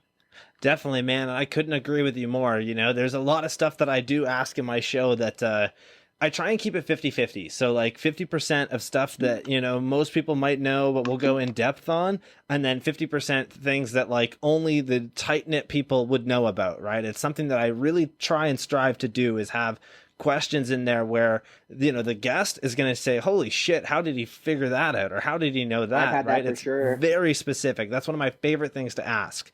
And I think, yeah, sorry, I didn't interrupt you at all. No, yeah, I've definitely gotten that. And that's when it's cool when they're like, how did you even know that? Like, I did an interview with Biz one time and I was like, all right, in 2007, you wrote Dude Show. He's like, how did you even know that? Like, it wasn't like, because he wasn't on TV and stuff. And it's just like random things, but it's like, dude, I think sometimes they forget too. It's like, how do the people, like, there's certain questions where they're like, wait a minute, like, how do you know that? But yeah. Yeah. So when it comes to finding out research from people, and this is just one of the things that I find is super helpful, right? Whenever it comes to mid-school guys or anything kind of pre-2010, the best website that you can use to figure out details on a person quickly or figure out the history. All right, could I start a guess? Yep. Is it going to be Fat BMX? No, it's 23 Mag. 23 Mag, shout out to those guys from Australia. Or sorry, yeah, they have everything. That's 2020 I got out of Australia. Sorry, 23 Mag has everything. It will be like a list of like the video parts they put out, what year they won a contest. 23 Mag is a great resource for sure. I definitely use 23 Mag a lot of times to fact check or find out new stuff. I 100% 23 Mag. But Fat BMX too, man. He's been at it for a long time. He's got great archives. Yeah, dude, I actually really want to see about getting that guy on the show because he's been around for so long. He's doing so much, you know. And when it comes to 23 Mag, it's just one of those things where I can literally just type in a rider's name and like there'll be a history on where they started riding, the like where they were born, and then you know it'll go as far down as typically about 2010. But yeah, there's so much on there. And they list literally what years they got on sponsors and stuff too. Absolutely. Yeah, that's a big thing. And then they'll put, you know, magazine covers or if they had a like traumatic injury or anything like that. It's just so easy to quickly search through a person's complete history of what they've done. Yep. Incredible website for sure. Yeah, definitely they're a great resource. I couldn't I'd say them and Fat BMX have been, you know, huge helps. Yeah. Yeah, huge encyclopedias, you know, the closest thing you'd have to a BMX encyclopedia. Definitely, man. Now, as someone who, you know, basically collects online footage for people, what's your in-person physical BMX collection like? Do you collect videos, DVDs, you know, magazines, BMX frames, bikes, anything like that? Or is it mainly just online that you're really into? You know, that's funny you say that. There's a Star Wars collector page that I follow. I'm into Star Wars, but long story short. But anyway, the dude said that runs that. He's like, that is my collecting now. It kind of replaced my collecting is like collecting other people's collections online. And it kind of resonated with me because I'm like, you know, that's true. And I do have some mid-school relics, don't get me wrong. I have them back at my parents' house in Ohio, but I'm kind of like I don't want to say minimalist, but like I don't have a lot of clutter, you know. I love mid-school collections. I have like a Hoffman Taj. I have, you know, a bunch of, you know, different things, some old fly frames and stuff that's important to me. But I'm not trying to go out there and build the biggest collection personally, but that does not mean I do not love and respect somebody with a terrible one collection of like, you know, everything they made since, you know, their inception, and like dudes that collect, you know, anything BMX wise, I'm just super appreciative of. And I have a ton of mid-school BMX t-shirts and stuff, and it's cool, man. It's really cool to see all the different collectors come out of the woodwork. Like I said, you can be a Haro collector and solely collect Haro, but myself personally, I'm not the biggest collector in the world. But I do have some mid-school gems. My favorite thing I do own, I wish I brought it downstairs for this. Actually, I'm going to double check if I have it right here on hand, if that's cool. Yeah, sure. Do your thing, dude. All right. Well, it must be in storage. Sorry about that. No, that's all good, man. But anyway, my favorite thing is an autographed Stephen Murray biography. Oh, so, wow. Yeah, he signed it. He had to put the pen in his mouth. He's obviously paralyzed, if anybody doesn't know, from the neck down. But to me, that means a lot. He's always one of my favorite riders growing up. Actually, have one of the shirts from X Games or Gravity Games one year. He had says Murray on the back at GT. They were throwing them into the crowd. But Stephen Murray, man, amazing, inspirational rider. And I've always, the one thing that's on my collection list I'm trying to buy off of one of my buddies. I actually hit him up years ago and I just didn't follow through with it. It was a Corey Nastasio jersey that he's got in the back of his bike shop that Nasty actually owned. But him and Murray, man, they've always been like my icons. Ryan Goodler too, back in the day, I always thought he was sick. But so I have this book and signed by Stephen Murray. It was a 1 out of 100 and it's in storage right now. Otherwise I'd show you it. But yeah, so I do collect, but it's not anything. It's just certain things, if that makes sense. Yeah, absolutely, man. And I'm kind of similar in a way where like I love to collect BMX stuff, but my BMX collection of things is so fucking small. Like my vinyl collection, if you were to go through each record that I own and then you compared it to each like BMX item that I owned one for one, I have a bigger like record collection than I do anything else. And I don't know. I think it's just one of those things that, like, for myself, I personally like so many different things, and I can't imagine just sticking to one thing, right? Like, yeah. I don't know if you follow this guy online, but if you don't, you really should. I think it's Clay Bikes on Instagram, but this dude has a massive collection of different bike stuff. Like, he's really big into Sunday bikes and, like any limited run bikes. So he just got one of the Huff cult bikes, but this dude owns like literally every single Sunday. The dude owns the Twitter bike, if you remember that. Yeah, with the Aaron Ross bike. Yeah, the Twitter one. There was only one of one, and he ends up getting it somehow. He is a huge collector of like BMX stuff. He's really cool. I've asked to get him on the show, but I guess he's a pretty busy dude, so he wasn't able to. But one day maybe it would be rad to have him on. Yeah, and again, if you guys haven't joined, if anybody listening to this doesn't follow my Instagram, I do a ton of interviews with collectors. I think they're very significant, and what better way to document BMX history than to go through a trip down memory lane by checking out somebody's collection, And it's cool. I mean, I've interviewed collectors from all over the world. One of the biggest Haro collections I've ever seen was this dude from Indonesia, out of all places. I mean, you name it. There's so much out there. People will just come out of the woodwork and have these amazing collections. One of the most recent interviews I did, this guy had an identical bike to Alistair Witten's bike from Road Fools that he built, and it was just cool to hear the process of everything that he had to go through to track down the parts to build that bike. There's Austin out of Greenville, who I'm actually working on getting an interview with. He has Dave Muir's actual frames that Dave rode. Wow. That some of them have been passed around for a long time, and he's working on, and he has already done it with some of them, restoring it down to the exact sticker from different sponsors to get the bike exactly how it was. So he has like a Dragon Optics logo, not necessarily like a BMX sticker on it, like that Dave had on the frame. So a lot of times these frames get passed around. They don't keep the same decals and stuff, but he'll get the actual bike's Mirror Road. And he actually rode for Dave Muir when Dave started Mirco. So he's actually a really good rider, obviously. But he knew Dave pretty well. But he's collected his stuff, and his collection is pretty amazing. So stuff like that, man, there's just so many dudes out there that, there's guys out of Spain. I talked to a guy out of Spain that had, bikes that Sergio actually rode, and Ruben and stuff, all these just different parts. And it's just cool to see, man. There's just such a cool part of the BMX culture to see the collectors and talk to everybody that has these collections. And I'm a BMX nerd, and I love BMX bikes and frames and stuff, but I don't personally, I'm not, I'm like you, man. There's just, where do you start? And I want a certain few things. I don't want everything.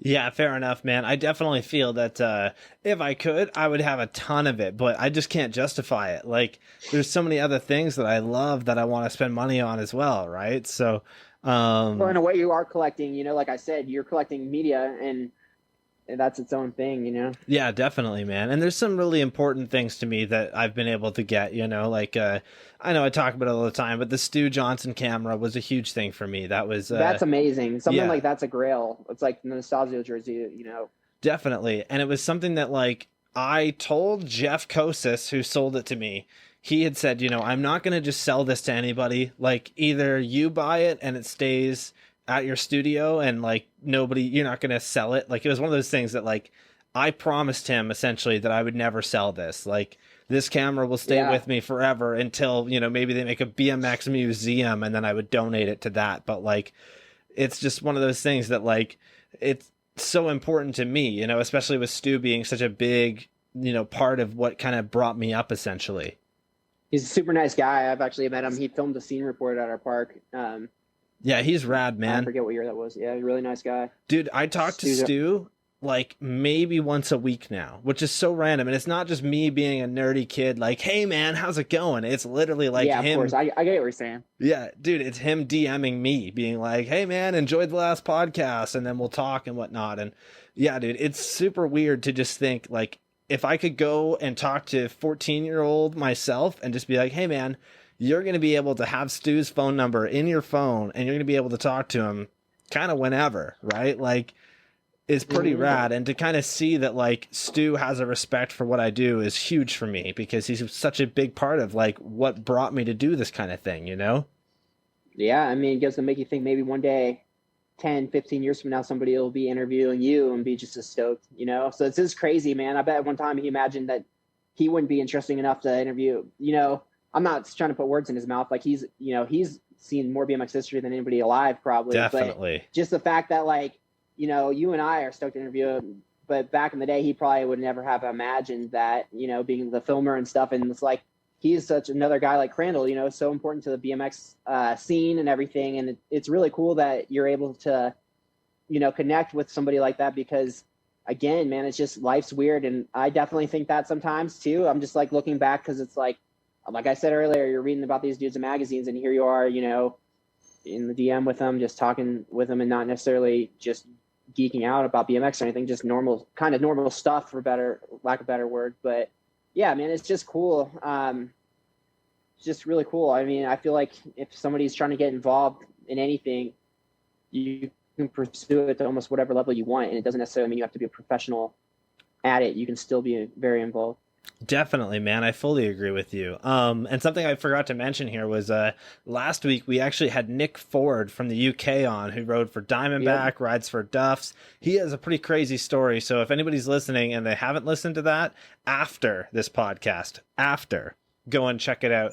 But it was like very inspired by Stephen Murray as well. I just wanted to mention that, you know, we talked a little bit about that as well, and his chance to meet him. And when that book came out, he was working at a bike shop, and he had said that, you know, he bought way too many copies of that book, but he just really wanted to support him. Right. So, yeah. And if anybody doesn't know, Stephen Murray came out, he was a BMX racer originally, BMX racer, and his brother, Martin Murray, shreds. So yeah, if anybody hasn't picked up that book, the money goes to Steven. Obviously, he can use every dime of it. He's, you know, horrific accident. So it's really cool. And that interview with that guy that you did with Nick Ford was really cool, because he actually died and came back to life, which is a crazy scenario. So that podcast, if anybody hasn't listened to it, pause this one and go listen to that, come back. But it's a really good episode.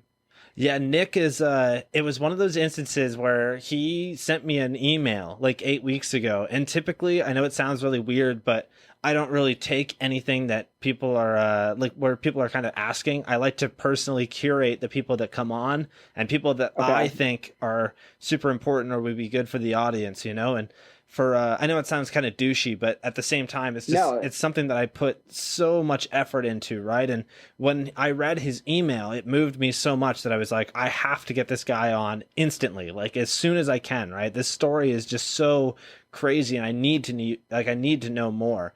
And just the way that he went about everything was super professional as well, which is awesome, you know? Yeah, no, totally. And I get what you're saying, like, you know, it'd be cool for you if you had the time to maybe interview everybody, but you don't, and it takes so much time for you to just make one of these. So you obviously you're trying to get out what you can, and you have no plans of stopping. So if somebody really wants to get on and they have, you know, maybe they could, if they had something to bring to the table. That, I mean, everybody's got a story, but I get what you're saying. You got to be selective because you only have so much time. And you know, with my personal deal, so yeah, I'll line up interviews with pros and, you know, do all the research and all that stuff, but sometimes it's cool. I'll just hop on the Instagram live and I'll be like, everybody's trying to join, and if anybody listening ever does catch one of my lives, even if you don't have mid-school BMX stuff, you can jump on and show me your current bike. It's just cool to see. So I do those, and my content is a little different than yours. Yours is, mine's more like instant, obviously. So I'll do Instagram lives. Feel free to jump on, show your bikes. A lot of people come out of the woodwork that I would have lined up an interview if I had known they existed, and they'll just jump on my live and blow me away with Absolutely. what they have. So yeah, people will come out of the woodwork, but don't be shy. If you just want to jump on my Instagram live and show me the bike that you ride daily, and it could be a bike that came out this year, I don't care. I love BMX and everybody's into it. So if you're trying to get on, if you want to get something out there, just jump on Instagram live, man. Down to talk BMX for sure. Hell yeah, man. And it's something that I think is really rad. I love the fact that you kind of sit down with many different people across the board. And it's something that I try to do with this show as well, obviously. We had Tim Hankins from Capital Crew BMX on a couple weeks ago. That was a dope episode. Yeah, he's just a local dude who really loves BMX, and he wants to host a jam in every major state, or every major city across the United States, which is a pretty tall order. And dude, he's making it happen. The dude isn't even I think he said he was about 22, 23 years old, and he's just living in the back of a bus at the moment, making it happen, which is rad. That's stuff that we need, Absolutely. Yeah. Somebody pushing something like that during these times is crazy, and it's awesome. And it's just crazy enough that it will work, and with social media, you can make anything like that happen now easier than how would you have done that in the 90s? Though, you'd have to get a magazine to kind of get the word out, or you'd have to just flyer the hell out of the local skate park to put on a gym. But, it's not saying that taking anything away from him. It's just that he has the right tools to do it, and he jumped on that, and it's a sick idea. It's a great idea. There's just so much stuff you can do. The world's gotten a little bit smaller now that we're all connected with, all these platforms. So. Yeah, definitely, man. But yeah, to jump back on kind of the stuff that you're doing here. So I know we kind of touched on this a little bit, but in a world where things are moving so quickly, not just BMX, but life in general, why do you think it's so important to kind of look back at the past and really focus on kind of that stuff, if that makes sense? Well, to be real with you, there's, it's just sick content. It's just sick stuff, it's just badass. I mean, it's just stuff that, people look back at old music and they're stoked on it. There's people that are into, 80s bands and different hardcore bands and emo bands, and everybody looks back at music. Why not riding, and it doesn't mean, is that stuff any less relevant? It's just as good today as it was back then. And riding is the same way. It's an art form. So something that didn't come out yesterday, a big deal, that doesn't mean take anything away from it. So to compare it to music, you got to look back at it, and it doesn't mean anything just because it's old. I think one thing I've come to realize is music is always, there's classics, there's just stuff that's never going to go away. People are always going to be into the Beatles 100 years from now, probably, so why wouldn't they be into a Mike Aiken Square One video part, So I look at it that way, where it's like, this stuff needs to be preserved, and it's just cool to keep it alive, and obviously I'm not the only one doing that, of course, but just to kind of put it all in one place that you can go to a catalog of it all and just see it. And it's no different, like I said, if you're going through old bands that maybe your dad listened to that you weren't even alive for, but you appreciate them, if that makes sense.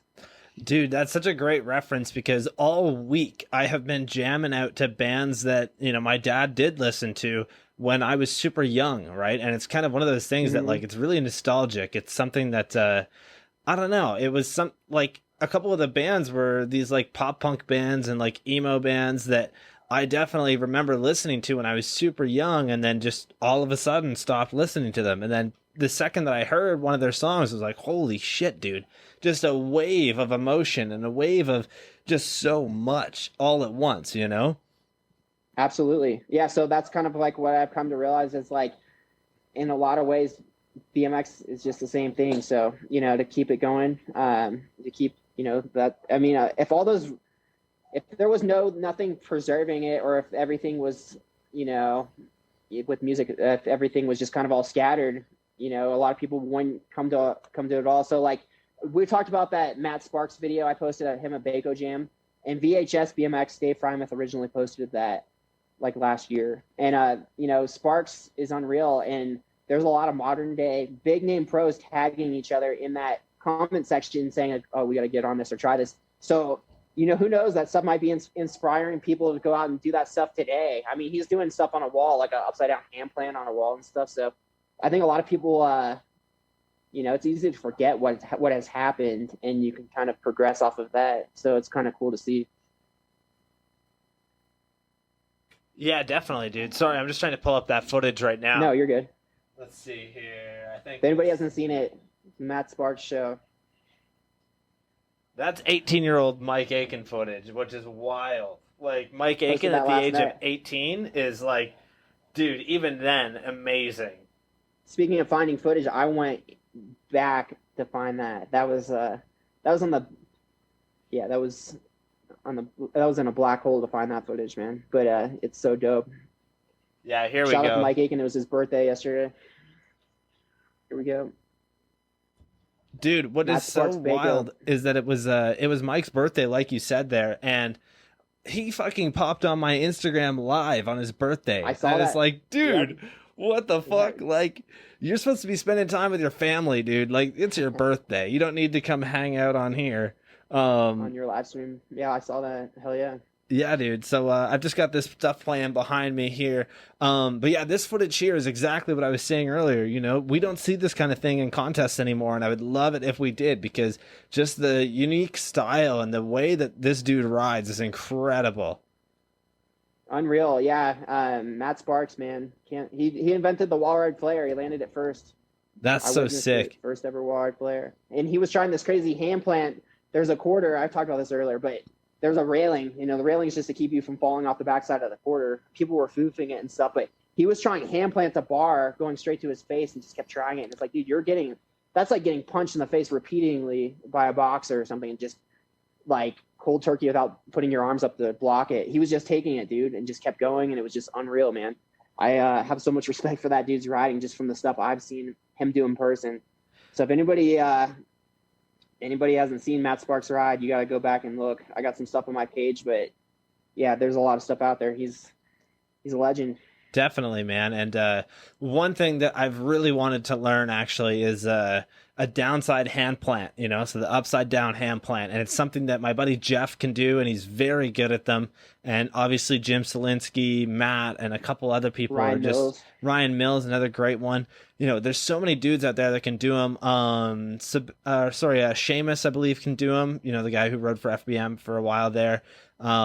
All those dudes can do them, and they're incredible. And it's one of those tricks that, like, I want to learn so bad, but I am so not excited for the battle to learn that trick, because it's not. You're talking about where you go up, you're literally like upside down, like you're getting flare, but you put your hand down. Yeah. Rick Thorne does those too, actually. Really? Yeah. I don't know if he ever pulled one, but he was actually posting pictures of it. And shout out to Rick Thorne. I know we've both interviewed Rick. He's got stories for days, and talk about a dude that's been through it all, man. He's been through fame, money, back down to just riding his bike again, and it just shows that people would call him a sellout in the early 2000s, but most of those dudes are probably not. A lot of those guys called him that, and they're not riding anymore, and he's still out riding at 50, 2 years old, 51 years old. Like, he's never, he's in it for life, man. And yeah, Rick Thorne's the man. Dude, you know what I love about Rick? It's exactly what you just mentioned there, is that through everything, right? BMX has always been a big part of his life. And it is one of those things that you do hear from people is like, oh, he's a sellout, right? And Tony Hawk talks about this on the 9 Club, where he says, like, yeah, they called me a sellout because I was sponsored by McDonald's. Guess what? I've eaten McDonald's my whole life. Like, I ate at McDonald's when I was a kid. I eat at McDonald's with my kids. Like, is it really being a sellout? I want to drop a Fuzzy Hall quote here. He said, you got to sell out to eat out. Definitely. Yeah, man. And in certain ways, right? Like, people might think, that a certain person being sponsored by a certain brand isn't selling out. However, did they always enjoy that brand? Or are they going and riding with that brand and saying they're the best because they were paid to say the best? And I think, a good example of someone who did it right was Mike Spinner. And I know a lot of people didn't like Spinner for his style, or they didn't like some of the things that he did. But that dude was fucking brilliant when it came to making money. That guy knew what he was doing, and he has been able to continue that throughout BMX and past it, And shout out to Spinner. Yeah, man. No, anyway, so I'm not interrupting you at all. I'm just adding to it. You're right. Dude, there's nothing, you could call somebody a sellout that's working at McDonald's. I mean, obviously if they don't, or anywhere for that matter, if you go to a job and you're not 100% in love with it, I mean, what's the difference? Those dudes are getting, they're getting good money to ride a bike, and that's great. I have nothing against anybody. Anything can be taken to an extreme, but you can't hate on somebody for getting paid to do what they love. And if you're working a job you don't like, you're selling out, And Spinner actually, speaking of using stuff that you actually like, I actually have been using this stuff from EBL. Nice. And Spinner DM'd me just about my page one time, and I was just like, yeah, man, I love your stuff. And he's like, really? And he's like, dude, I'll send you some. And, I love it. And it's sick that, like, he's continued his success with, what he learned in BMX. I think he learned a lot from riding for Monster and was able to bring it into business. And he was able to start a whole new life he's still, working for himself. And shout out to Spinner. He's just a super nice guy, man. Again, so nothing wrong with that. Rick Thorne's had amazing opportunities that a lot of people have only gotten the dream of. So I think a lot of that stems from jealousy. And again, you come down to anything. It's like BMX isn't about money. If you're riding for money, maybe you are in it for the wrong reasons. But a lot of these dudes, man, they're not. They love what they're doing, and they're able to get a paycheck from a company like an energy drink company, and it's keeping them doing what they're doing from having to go get a job that they wouldn't want to do.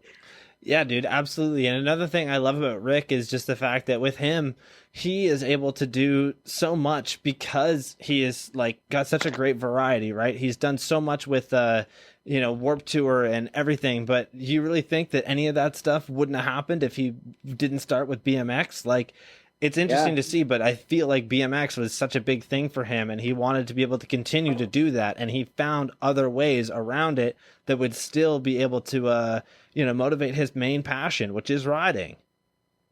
Yep. He one thing was he didn't always fit the mold in the industry. He had a series of free agent ads. He rode for free agent bikes, and they gave him kind of free reign to do whatever he wants for ads. So I think he did ads with like girls in hot tubs and him holding money and stuff, but like, that was just, again, it was just him being him, and that was what he wanted to do, and it didn't fit the rest of the mold of the industry at the time, and he got a lot of hate for it. But at the end of the day, he's gone from having the fame and money to not. I'm not saying he doesn't have, he's not doing well for himself, but he's not he had 2 houses in LA at one time, and he doesn't have that anymore, and he's still out there riding his bike, and it shows at the end of the day he's a BMX rider through and through, and he's a smart guy, and it's just cool to see he's in it for the love of the sport, man. So definitely, dude. And to go off of what you were mentioning there just about those free agent ads, I believe Chris Muller did some S&M ads back in the day that were kind of parodying that. Was that is that correct? Yeah, there was a lot of industry back and forth flack between that for sure. Yeah, I mean, don't get me wrong, I was always a fan of the core brands. I mean, now let's say Hyper. Now kids are probably, that's the new one. Like, you're not gonna have the same kid that's gonna be in the Cult that's in the Hyper, and they're two different things. And if you ride for Hyper, that's cool. That is, and there's dudes that ride for Cult, but at the end of the day, you're always gonna have those comparisons in our industry, and it's just something's never changed. And I don't even want to talk about the whole sellout conversation. How many times has this been talked about? A million times. And neither one of us are pro bike riders, so it's like hard to say. But at the end of the day, so much has come out of big companies and small companies. Just kind of, every little bit in BMX helps, in my opinion, to make it what it is. It needs everything it can get. Obviously, I just want it to be portrayed right, and I'm sure you do too. At the end of the day. Absolutely, man. And just one more point before we move on. But when I did have Mike on the show, it was something that I brought up, was the fact that, he was called a sellout all those years ago, and kind of went through everything with him. And something that we both agreed on was the fact that him selling bikes at Walmart through Hyper, these $100 spinner bikes and whatnot, it realistically brings more kids into BMX, because guess what? Not every fucking kid who's just starting out can afford a $700 Cult bike. Not every kid can do that. Like, when I started, I bought a $60 backyard bike that somebody hadn't ridden in months, and that has brought me all the way to here. Yeah, and to add to that, that bike is better than the next, that's, like a next bike or something that has like goofy head tube angle and like pegs that weigh 60 pounds. So a kid's going to try to learn on that, get frustrated, he can't bunny hop, whereas opposed to the Hyper that's in Walmart, it's a little bit lighter. He can handle it more. He gets better at riding, progresses. So I think it's important. Like Mongoose is doing a good job of putting out better department store bikes. DK even was in Walmart for a minute, putting out like a General Lee. And those are a lot better options for kids because I remember there's a lot of gimmicky bikes in Walmart. So if a kid goes to it because it looks cool, but at the end of the day, it rides like junk, they're not going to want to stick to BMX. They might, pick up another sport or something. But it's cool that those companies are making good gateway bikes, if that, and then they'll get more into it. And then they can decide where they want to go from there. So it's really cool. I mean, I started out with a Walmart bike, a Mongoose, like so many of us did, obviously. Definitely, man. I think people kind of forget that when they get to a certain point, realistically, do you want somebody riding the Hyper Mike Spinner bike from Walmart that actually has history to it? There's a guy who pulled the first quad whip and the first 1080, or do you want him to ride the next bike like you were mentioning? And with no team, they have no team, no event sponsorship. Yeah, no team, no events, nothing like that. They're solely in it for the money, and their bikes aren't very great, and they're going to push people towards, scootering. But yeah, exactly. Yeah, just my thing, like it's no, just, I 100% couldn't agree with you more. Yeah, we'll move on from that though. So, going from there, just a few more questions I kind of wanted to, run through here. So, I feel like we kind of touched on this stuff, but who were some of your favorite guests that you've been able to have on your live streams? Mike Aiken, definitely. It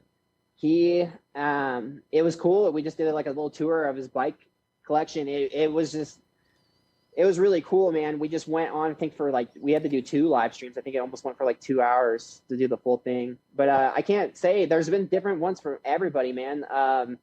Kip Wilson from 54321, man. I always looked up to him. He was always like the Cyrus team manager. He was the host of 54321, which is the weekly update on Fox Sports Net and later on Fuel TV. And he would be wearing UGP shirts and stuff. And it was really cool to see that on mainstream TV. And he has a BMX podcast called the Space Brothers Podcast. And I've always been like you. You're motivated by like Stu Johnson, but I've always kind of looked up to the dudes in the industry, man. I remember like being stoked to read a Jerry Batter's interview, who was the team manager for Vans. Now he's moved up in Vans, but like I always wanted to work in the industry just as bad as most kids wanted to be pro. So to me, Kip Wilson was a huge one for me. I've always looked up to him because he was involved in the industry and still is.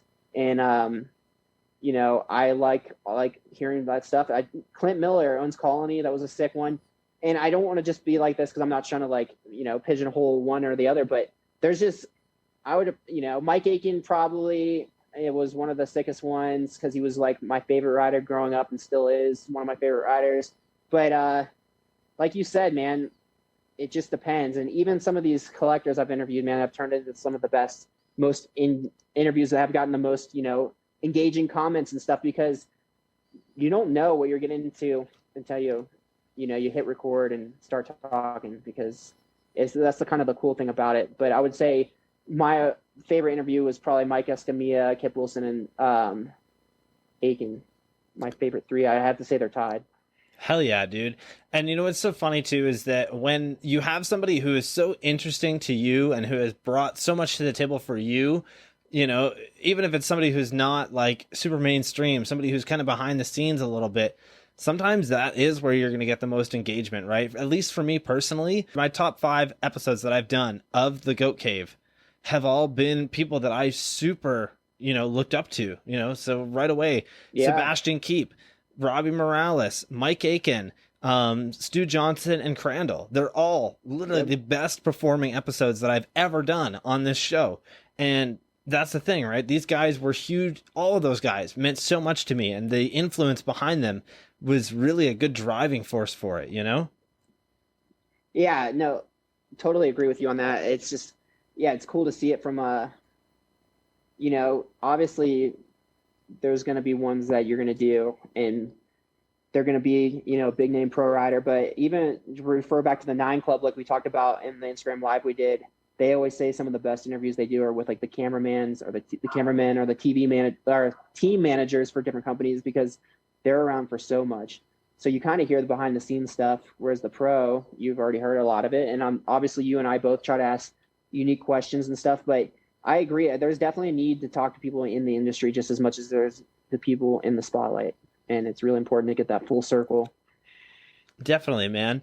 And one last question about this. So, one last question about the page, I guess, would be you're coming up on 6 years of running this page. And when you first started it, what was the ideal outcome for it? And, where have things gone for you? And has it surpassed it at all?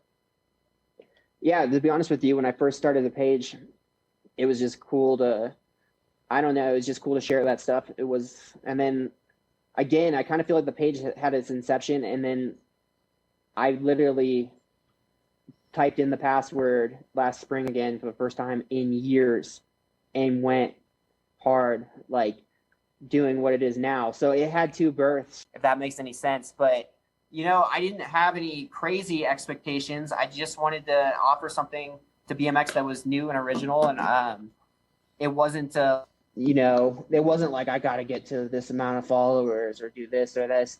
It was just to offer, bring something to the table, to the, to the BMX community that something unique and something that I feel like might fill a void and something fun that people enjoy. It's just, I wanted to contribute and in my own way. Definitely, dude. And I think you've definitely made a huge impact on, everything we kind of look at. So thank you so much for doing that. It's something that is super important to me personally. And I feel like everybody else kind of around would agree that what you've done has really showed the history of certain clips that we might not see, right? Yeah. And I do want to say my first interview actually was a written interview. It was with Dave Dilward. So this is back in the day. I think I'm going to post it again. I'm going to probably put it on my website, but I actually posted it in the caption. I ran out of caption space, so kept posting it in the comment under the original post. But Dave Dilward was my first interview, and it was a written interview. And then I did an interview for a different BMX thing actually 2 years ago, or it was a year ago, for SCG Shoes. They're one of the last rider-owned shoe companies, if people aren't aware. And I don't know if he knows I run early 2000s BMX. We did that for a different media, but I'm going to post that and repurpose it for early 2000s BMX because that was an interesting interview. So it's hard. I don't want to say those aren't significant because they are. They're just written content. It just feels like a lifetime ago. Even the one that the SCG was only a year ago or 2 years ago. I would say 2 years ago. And the Dave Dilward one was way back. I think that was 2016. So, I actually hit him up to do a live stream, but yeah, man. So I guess I did start it back in 2015. I just kind of ventured off into other things, but I think everything came back in place for a reason. And I saw the opportunity, just like, BMX needs this in a way. I don't want to sound too cheesy because, it's stuff that's already existing content, but it's just cool to put my own twist on it and just present it in a way that I feel helps do it justice, Definitely, man. And, there's some great people out there that are still doing written interviews. And someone who I have huge respect for is the dude that runs You're Welcome. I don't know if you follow them at all, but they're more about the, recent street scene and whatnot. And a lot of the stuff that they post on their Instagram is incredible, where it's like a 9-slide thing of just them interviewing these people. And I love it, man. Those guys are awesome. They've supported this show pretty much since day one as well. So, yeah, definitely. If anybody's listening to this and they haven't heard of them, go and check out You're Welcome on Instagram. You will be very, happy that you did. So I wanted to run this past you. Okay. So there used to be Transworld Business, and I was obsessed with reading it. I mean, it was about board sports, everything action sports, but it was the business side. It would talk about interviews with CEOs of brands to sales reps to shop owners, and it highlighted different shops, and it was just industry talk. It wasn't for the fans, quote unquote. It's for people that worked either at a shop or in the industry.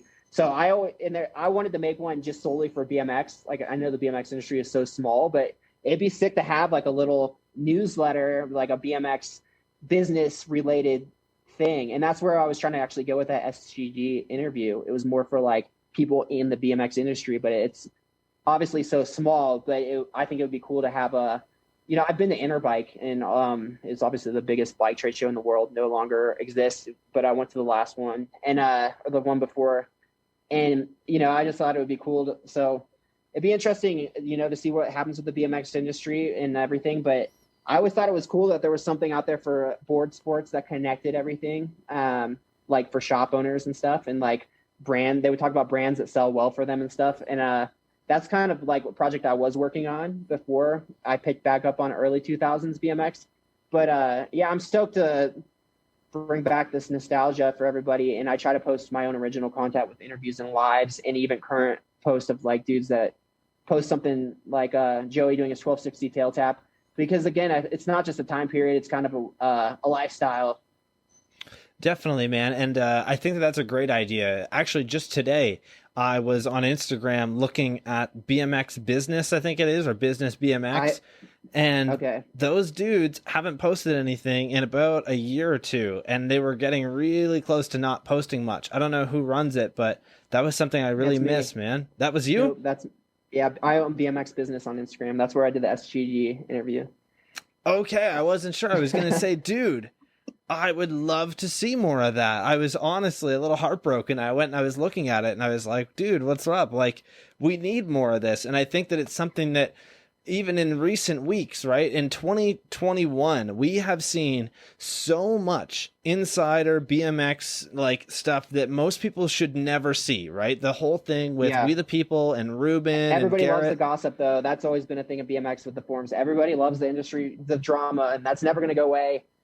You know, not to interrupt you, but people love that, man. People love people, a grown adult who work a job, love to find the inside scoop of why certain pro left a certain team or what happened. They just love it. And it's just always, you know, the come up shows that and everything. So I don't know. There's always been a need for that in BMX. People love it, whether they like it or not. You know, they love the tabloid side of things, you know, and that's not what I was trying to portray with BMX Business, obviously. But what you're saying, I get what you're saying. I just had to add that because I've always thought it was funny, because there's always been that side of BMX where I can't believe how many people in these comments want to know why Brad Sims left Fit. I mean, it's just crazy. Like the conspiracy theories and stuff. It's just kind of funny. And obviously I take Brad Sims very seriously and Fit very seriously. I'm not trying to, you know, and they did put public statements out there, but it's just, you know, anytime there's any type of drama in the sport, that stuff is what gets talked about the most. And you know it just from reading comments. Yeah, and it's something that I was going to mention is that I think we need a page that can really discuss it on more of a professional level, because all we're getting at this point is like people in the Our BMX comment section or in Fit's comment section, you know, and a bunch of it is just ridiculous, right? And at the end of the day, it really is no one's business, but it kind of is in a weird way. You know, we've seen it with multiple different people, and we're only in February. Like even this week, we saw the drama between Scotty Kramer and Big Boy kind of pop up, and people have been like gossiping about that for months. And one of the things that was really depressing is the fact that people in like the YouTube comments section were going as far as saying that Scotty killed Trey's dog, which I'm like, what the fuck are you on, dude? Yeah, why would you even think that? Idiots. Yeah, that could be a 14-year-old kid. Yeah, I agree with what you're saying. I think that's just human nature in general, probably in everything you can imagine. People want to know why people left a certain band or this and that. It's just human nature. But yeah, BMX is not exempt from that. And I think that's always going to be a part of the sport. I think people like to live vicariously, and it's interesting to them because maybe they had dreams of being pro and they just always fantasize about it. And then when there's trouble in paradise for a pro rider, they want to like maybe know about it and know what's going on, because and not hating. I mean, there's nothing wrong with that. BMX is more than just riding bikes, you know, people is a culture around it, and people love drama, man. And I posted the Mike Spinner doing a 1080 video, and people were still quoting something he said on BMX board when he was like 17, 18 years old, that he said like, suck a dick, you can't even 720, responding to somebody hating on him on BMX board. And that still popped up in the comments in 2021 on my page. And I was just like, BMX never changes. I remember when that comment initially happened. So if that shows you anything, yeah, that just shows you that like there's always some stuff that's just always going to be around, man. But yeah, I started BMX Business, and obviously I got other projects going on too. But yeah, I would love to pick that back up and maybe get some insight from yourself and other industry heads. I do have connections in the BMX industry. It's obviously not a huge industry, you know, and it's cool to hear about that stuff. And I think it would be cool if there was something out there for shops and stuff to have reference points of like, you know, are these colored tires all over printed tires? You know, how are they selling for your shop and stuff like, you know, I mean, I don't know with the internet now, shops are competing online and stuff like that. I'm not saying they're going to give each other inside information about what they're doing if they're like a mail order is trying to compete with another mail order or something. But I always thought it was cool from the board sports perspective to see like a shop owner talk about his like top 5 selling brands, what kids are asking for, upcoming trend predictions. I mean, Trans World Business is no longer, but it was cool to see because they talked about like our snow sports selling, or this selling well, like what brands are selling well and what sport, what shoes are kids asking for. And I thought, that was all useful information. We would get that magazine at the Flow because we sold skateboard stuff. So I'd always read it when it came in. I was probably one of the only people that picked it up, but it was interesting to see. And I was an industry geek in action sports in general, not just BMX, but it's just cool to see what the inside stuff was. And I think obviously that could be helpful within BMX, and BMX isn't skateboarding. Obviously, you're investing a lot more buying a frame than you are at skate decks.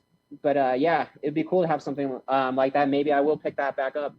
Dude, it's cool that you found that coincidentally. Do it. Please do that, because it's something that I know myself as like somebody who's in the industry, quote. I think it would be super helpful for myself, and also on top of that, it's stuff that I'm interested in. Like, me too. It's a really weird transition because, as much as I love watching new videos and whatnot, I find myself so interested in the behind the scenes aspects of what goes into these things more than the actual footage itself or, the part itself, like just anything like that. I find that I'm way more into what happened to make that happen, or even just, the parts and the frames and bikes and everything, just to kind of see what goes on with that. And like you were saying, it is a great thing for shops, right? Like, BMX is a pretty small thing, and I know certain shops, obviously it's a business, you have to compete with people, but I feel like there's definitely shops out there who just want to be friends with other shops, right? And yeah. And it'd be cool if there's like a shop that's owned by a road biker, has no idea about BMX, that he can get some insight that like why this brand would be good to carry. It could only help. So say there's a guy that only rides mountain bikes, he doesn't know anything about cult, but he reads an article in an insider industry magazine or a web page or whatever, what have you, and he gets some insight like, okay, this is like a core brand, but they are very professional, they have a great distribution, like they're, this would be a good brand to work with. So it is cool. I think there would be a need for it. Obviously, yeah, there in some way it could definitely, there could be needs for it and it'd be a positive thing for the industry. We don't have trade shows anymore either. I know FBM put on a trade show. It was like their own Interbike, which was like for core brands, which is really cool to see. That was like a last call distribution trade show, I think. That was pretty awesome.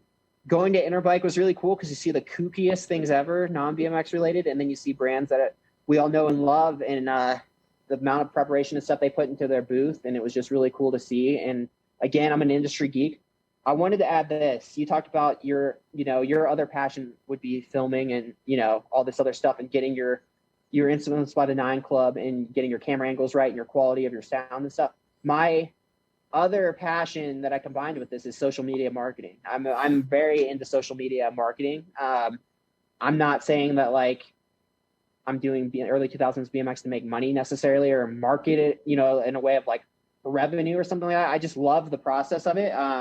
I do social media marketing for other things. And for me, that's just a passion. That's a skill that I have that I can combine with something I love, so it's cool to like kind of bring those two things together, if that makes sense. Just like you with your cameras and what you're doing, So. Definitely, man. And I love the fact that you are, into business and social media marketing, because it's something that is really on the rise. And, dude, I get messages every single day from different companies who want me to be an influencer with them or anything like that. And I've always found myself in a weird situation where I would love to take these offers. However, a lot of the time I like to try and stick with BMX stuff. That's why, there really isn't too many ads on this show. And if there are ads, it's from BMX related companies, right? Exactly. Yeah. And, it's something that I love to see when people are really able to take the knowledge that they have and kind of make it their own and make themselves their money, right? And work on their time and their schedule instead. And it's something that I really want to try and do. So yeah, dude, I would love to pick your brain on that sometime. Definitely. Any question you have or anybody listening, hit me up. Anything you're passionate about, if you want any insight on how to get it out there to the masses, because obviously you want it to be seen. There's nothing wrong with that. I can help you out with, maybe like in you yourself personally, anything you ever want to know. And I'm going to pick your brain about, certain things you do with your live streams and stuff. You were telling me the other day about how you show a video while you're on Facebook or Instagram Live, and it's a super dope thing you got going on. So if anybody hasn't seen it, he shows live video streaming, and he talks about the video and it's on a separate screen. It's like a split screen, and he's talking about it. So little cool things like that. And if anybody wants to hit me up about how to maybe grow an account for their local crew or anything they're doing, I can give you some insight for sure. And at the end of the day, it's BMX, and whatever you got to do, man, it's just fun. And I hope everybody enjoys it as much as you and I do. And that they're able to find their own outlet in BMX, not necessarily just trying to be the next Olympian. If that's not what they want to do, if they want to do something else, then I hope they find that way to do it through BMX. Definitely, man. And I think BMX nowadays has more to offer than being the top rider in the world, right? There is a bunch of stuff that we can do behind the scenes, like what you do or like what I do, right? It isn't just about being the best of the best. You can, go out and film YouTube videos, tutorials, you can talk to people and interview people. You can look through the past and find footage that's important for everybody to see. And honestly, there's so much more. BMX never ends, dude. There's always people that need to have a jam. There's always people, that need something from BMX. And realistically, if you want that in your community, the best step to do it is to just start doing it. Stop waiting around. Exactly. Yeah. And think about this too. Like what you can learn through BMX is crazy. You can learn a lot of things like event organization. Say you throw some jams and they're big, like your boy doing all those jams in every state. Like if he wanted to go pursue other types of events, he can impressively say, I funded and put on an event in every single state. And it's like, if you want to, you can learn event organization, you can learn social media, you can learn filming, and you can bring that to something else. So it's like, you can learn a lot from BMX that you wouldn't learn. And a lot of people think that you and I probably just both worked at a skate park, but I'm sure we were both the same way, being sponges, just taking in everything. And you could, like, I would always talk to the sales reps. I would talk to anybody from any bike company and just try to learn as much as I could. And you learn a lot of skills along the way. You might not know it, but those can become very useful in the future. Dude, definitely. And when I worked at the park, it wasn't like I was really getting paid. Like, I don't think I made more than $1,000 during my entire year of being there. No, they're not. Working at a skate park is not lucrative. Yeah, it's worth it. Dude, it was 100% all to learn about the scene and grow as a, community member and whatnot. And a lot of it really was just being able to be there and notice how things were being done, right? It's that stuff right there is worth so much more than what you can make as doing like an hourly job, like at the end of the day, I still got my one meal a day. I got my place to sleep, whether it would be freezing, I couldn't leave a water bottle in it.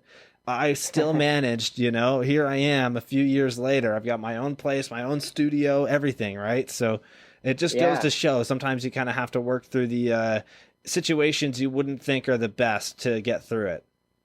Yep. And the people you meet, man, it's the most important thing through BMX, man. I know people from all walks of life, literally, you name it. I would be riding with a guy that did time in prison, and then another guy on the deck that, is like got his PhD. And that's no joke, man. Like this. And, it was such a welcoming scene, dude. And it was, there's so many characters, man. I can do a whole nother podcast just about like the characters you meet, good and bad, not bad, but like just unique people. And it was just like, where else are you going to be riding with somebody that's getting their PhD for engineering? And then there's another guy that did time, in prison. And I'm not trying to glorify that as being cool or something, but it's just, what I mean? All walks of life, literally all walks of life. And it was just like, we're all united and just riding bikes. And it's such an amazing thing. Definitely, dude. And to kind of go off of that, if you're into punk rock music at all, there's a photo that is super iconic in the punk world where it's Fat Mike from NoFX. And if you know anything about Fat Mike, he is this like wild dude who literally will dress up in like a dress. He's got crazy green hair. He's in his, 50s at this point. And this dude is like super weird looking, right? And there's a photo of him next to Greg Graffin from Bad Religion, who is actually a university professor that teaches biology at the LA university. And it's just hilarious to see like Greg, who's, this literal doctor, right? Like he has a doctorate in this, and he's got these glasses, he's very nerdy, and then you see him talking to Fat Mike, who's like the complete opposite, right? And just to think that these people have so much in common and they're so related in a way is really interesting. And I think that really it's something that's kind of outside of BMX, but if you understand it, that's exactly what BMX is like. Exactly. And I'm not saying, and you can network in other ways that could be, ways that can help you progress in other ways in life. Like I met, we do events with Red Bull on a local level, right? So then I started working for Red Bull because I started, dealing with people from Red Bull. So I started working for Red Bull and at a local level through Columbus, Ohio, like through the Ohio division of it. And, and that was just because I worked at a skate park. And then I worked for Quicksilver as a assistant to a sales rep and got to travel and learn the board sports side of the industry. And it's action sports and it's this very similar lifestyle, and it's just learning all that stuff, man. And there's just so many things that can branch off of it, man. Shout out to Trevor Gay from DK Bikes. He no longer works for them. He's kind of doing freelance stuff, but he worked at a bike shop. I interviewed him. He's actually my friend, but I did an interview with him. He talked about he would start just doing like little easy little things in the bike shop. And then he started doing ordering for like the BMX stuff. And then the guys from DK were like, this catalog better than anybody that works here knows it. Cause he memorized every single part number. And they're like, you want a job. And that turned into him becoming the brand manager, the team manager, helping design products for the racing side of the Olympics, all because he was a little kid religiously, probably being 14, religiously reading the DK catalogs at the shop. And one day when he called to do an order, he knew the catalog inside out better than the sales reps, and just because he was just so passionate about it. And it led to him now doing freelance stuff like photography for TV shows and all kinds of stuff, so you never know where any of this stuff can take you. Just use it for your own advantage and meet people along the way and have fun, man. Anybody that's just starting riding,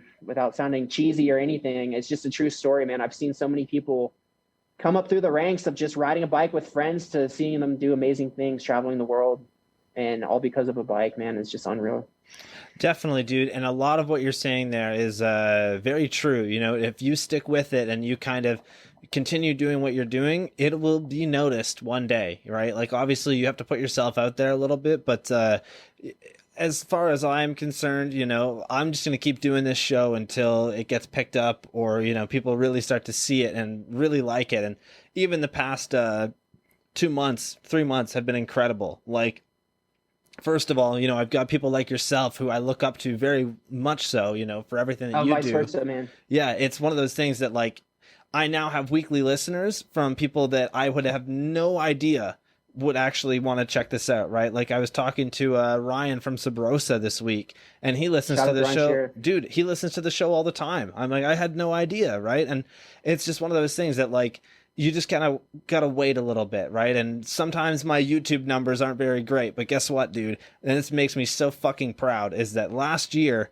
I put in so much effort into this show, and the podcast distributing site that I use, Buzzsprout, I was in the top 10% of most downloaded podcasts. Dude, and that's the thing. That's a big platform. That's a big platform. That's the thing, right? They have 80,000 different podcasts that they help out, and to be in the top 10% is incredible. Like I had no idea about any of that, and it's just one of those things that like I look at the stats every week and I see the numbers, but if I really sit down and I think about it, it's crazy to think how many people enjoy this. And what I kind of am saying here is that anybody can do this. It's not something that's super difficult. Like you just got to put the time and the effort in. And it's the same thing with your buddy that you were mentioning, right? He really loved those catalogs and whatnot, and he read them religiously. He figured out all the numbers and everything, and he went off of that.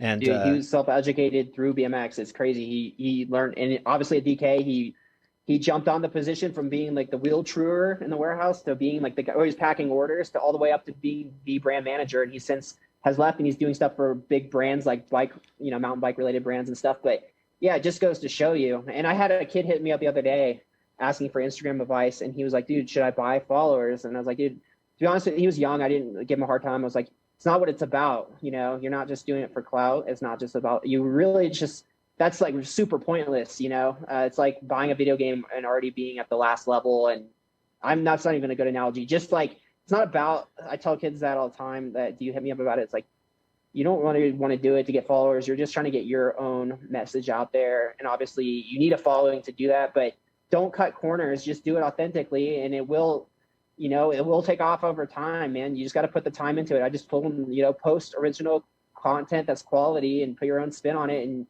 it will resonate with some people. It might not resonate with everybody at first, but just keep doing your thing, and you never know what will happen, So again, it's just at the end of the day, I just trying to give him some advice because he wanted to do something similar to what I was doing. And yeah, man, I just tell anybody that wants to do anything similar to what you're doing or what I'm doing. And there's so many people that have done it on such a bigger level than us, obviously. And I'm not saying that, but we could give some advice at this point saying, just kind of stick with it and don't be afraid to do your own thing. Definitely. And something I want to mention there too is you had mentioned that this guy was asking about buying followers. Don't do that, because for one, you'll know in the back of your head that those likes and those follows aren't real, right? And it's something that I'm about to pass 1,500 followers on Instagram. And guess what, dude? Every single one of those followers is real. And It's one of those things that, like, it may not be much, but when you really break it down, to have the interactions that I do with my content, I think that's pretty good. Like, yeah, I don't know. It's just, I don't know. I look at that as, like you were saying, it's actually a great example, what you were saying there about, buying a video game and then buying the DLC to get to the very end of the game instead, right? And just having everything out of the front of it, which is, I don't know. I agree with you there. You kind of have to enjoy the journey there, right? Yeah, in an extent, like the goal is not to hit a number is what I was getting at, So like, obviously the goal is to beat a video game, but the goal is not to hit a number. It's just I enjoy doing this for one, obviously, as you do. It's not, so that's one thing. It's like, don't go into something like this thinking like no other reason that you better enjoy it, because that's what makes it fun. I love it and I enjoy it, but on another level, yeah, do it authentically, because there's no point, if you're not conveying to a real audience and nobody's listening. That'd be like talking to a stadium full of cardboard cutouts that you see in these COVID NBA games now. Like, if you're just giving a speech to a bunch of fake, non-existing beings, what's the point? So I tell people just to do it the right way. So I can't stress that enough. Yeah, there's definitely a few people that have asked me certain things, like, usually they're younger kids, but I just tell them, do it the right way. And I put blood, sweat, and tears into this account. I was posted something at 4 a.m. because I have a lot of UK followers. So I was up at 4 a.m. working on another project of mine for non-BMX related stuff I'm doing. But I posted something at 4 a.m. last night because I do get followers from Australia and whatever else. And I really do put a lot into making sure, I get it out there, because I have the place and I want everybody to, get, be able to see what I'm putting out there, and hopefully they're able to enjoy it. Definitely, dude. Yeah, to continue on what you were saying, right? Like, having the engagement and having the people that are with you and building a community like that. Sometimes when it comes to Instagram, you're really not going to notice it when it's just numbers, right, on a screen. But when you go out and you host a jam and all of those people come out, that's when you'll really notice it, right? Exactly. And say you get 5,000 views on a video. Imagine speaking to 5,000 people in person. Dude, exactly. And it's something that there's a YouTuber that I follow that mentioned that, right? The guy's got close to 10 million subscribers. And he said, if you have 30 subscribers, that's 30 people who have decided to hit that button, that have decided to say, hey, I like this content. I want more of it. How many people is 30? You could put 30 in a big room. You couldn't put 30 people in your kitchen. And then he talks about, the same thing with 300 people. Like, 300, 400 people, dude, you'll fit an arena, like not an arena, but a good sized theater with that. Like, you just got to look at it that way. And that's, it's really been something that I've tried to do, because my numbers aren't huge at the moment, but they're big enough. And that's all that I really care about, right? I want to keep doing this because I want to learn and I want to hear people's stories. Yeah. And there's different levels to it. At the end of the day, I just love talking BMX. Dude, I have people call me sometimes on Instagram, not on the live, but like on the Instagram Messenger, and I'll answer. And this dude the other day was like, I don't want to show myself on live, but I want to show you my bike collection. And I was like, are you sure you don't want to do a live? He's like, no, it's not for me. So he just showed me his bike stuff, and we talked BMX for a good 25 minutes. And it was a dude from Hawaii. And I was just like, how cool is this? And, just connect with people and meet people and have fun. It's just, a good time, man.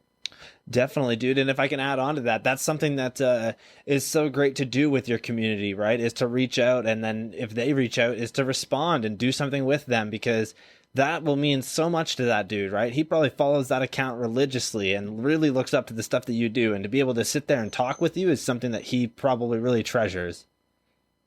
Yeah, I mean, again, I sometimes, again, I want to convey that, like, yeah, I'm posting original interviews and stuff, but I want to bring light to the people that, originally filmed the content. I try to always give everybody proper photo credit, video credit. I try to, because it's really important. They put a lot of work in editing those videos. That takes, I try to put time into posting them, obviously, but to go through, some of these guys probably spend a year of their life editing a video that turns into an Instagram clip. And these aren't just one iPhone clips from like today. These are stuff that happened maybe 10, 15, 20 years ago. And these guys put their heart and soul into it. And I definitely appreciate those dudes that film this stuff. And I try to always put emphasis on those guys. And yeah, I mean, hopefully, I've had a few people hit me up just to talk BMX, and I've made some friends, man, that I haven't even met in person. And I know it sounds weird, but we're in 2021, and it's cool to meet people like yourself. And I have my friend E-Man, who I talk to all the time, and I had never known this kid. He's from Montana, and we talk all the time like we're buddies, because, we haven't met in person yet, but he hit me up one day on Instagram Live, and then since then, just like kind of you and Stu, like, start talking to him, and it's just cool, the people you can meet, man. So it's awesome, dude. Dude, E-Man is the fucking homie. E-Man. Shout out to everywhere. E-Man. I call him everywhere, man. That's what the E stands for. He's literally in everybody's live stream. He's on everybody's comments. He's in everybody's story. He's at every event. He always goes to Cult Crew. He goes down to Cult Clubhouse in person and talks to Robbie. Yeah. But yeah, he's a diehard. That's funny that you know him too. Of course, I'm not surprised. Shout out to E-Man. He's got his own podcast too. But yeah, like, for example, yeah, he's a good example, and there's been others too, but just people you meet and, you talk to, and it's just crazy. I don't know. Yeah, dude, E-Man hops into my, sorry to interrupt, but E-Man hops into all of my Instagram live streams. Like every single one of them, he's there with like some of my closest homies, which is hilarious. It's honestly wild to sit there and like think that this person I've never met before cares enough to come by and like check this out, right? And I've been meaning to send him some stickers, but I just did a reorder of stickers, so they'll be here later this week. I'm excited for that. That he's awesome, and he supports BMX core brands, man. He's always ordering stuff, and that's what we did, like a frame unboxing on his live stream one time, and he's always buying stuff, and it's cool to see what he's got, and he's awesome. And I've made a Facebook group for early 2000s BMX. If anybody wants to join, I'll approve it. There's a link to it on my highlights on my Instagram page, and it's kind of like the lobby for everything. So if everybody wants to go and discuss things further, go to the Facebook group or post your stuff if you want to get it on the page on there. I respond to every single message. I try to respond, and I'm pretty sure I do respond to every single comment in my feed. So unless it's something that's like offensive, there's been a few that I'm just like, I'm not going to address that. So somebody will be saying something about, some people will say, I've had people send like, okay, I don't really want to go into this, but like somebody responded to like a Dave Mira post I posted, and they're like, called him out for committing suicide. I'm not going to respond to something like that, but I will respond to, pretty much anything. And I'm always down to talk about BMX. And if anybody wants to reach me, hit me up in the DMs on early 2000s BMX, or add me on the Facebook group. I'm on TikTok now with it. So if anybody's interested, reach out, man. I love talking to people. Had people add me on Facebook too, that I've met through here, and it's cool just to meet friends through the internet. I guess it's a 2021 thing that you would have never thought would be a thing back in the day. Definitely, man. And before we go any further, I'm just going to say one thing, and that anybody who is like calling out Dave Mira for committing suicide clearly, is very ignorant. They don't understand anything to do with CTE and what is going through his brain at that moment. I can almost guarantee that Dave did not want to commit suicide, but it was something in his brain, the chemical reaction between, having CTE and being diagnosed with that forced him to do that. It's something that we see in NFL players. It's something we see in traumatic brain injuries. It's something that even last week I was talking about with Nick Ford, and it's unfortunate, and it's something that happens in this industry. And I think the only way to move forward and really understand it is to have an open discussion about it. And anybody who wants to call out, somebody who did that, you're a fucking pussy. Like, that's my opinion. I didn't respond to it. Yep, yeah, 100%. Yeah, let's talk about. Well, Ryan Guler, for example. Okay, I always thought that dude was like, if anybody's gonna have, not trying calling him out at all, but like CTE. When I found out what CTE was, obviously Dave Mira brought it to the BMX community spotlight. NFL players too, of course, brought it to the mainstream. But yeah, Guler, I've seen in person knock himself out 3 times that I have just been there for. Right, at one time at my local park, he knocked his teeth out and was knocked out.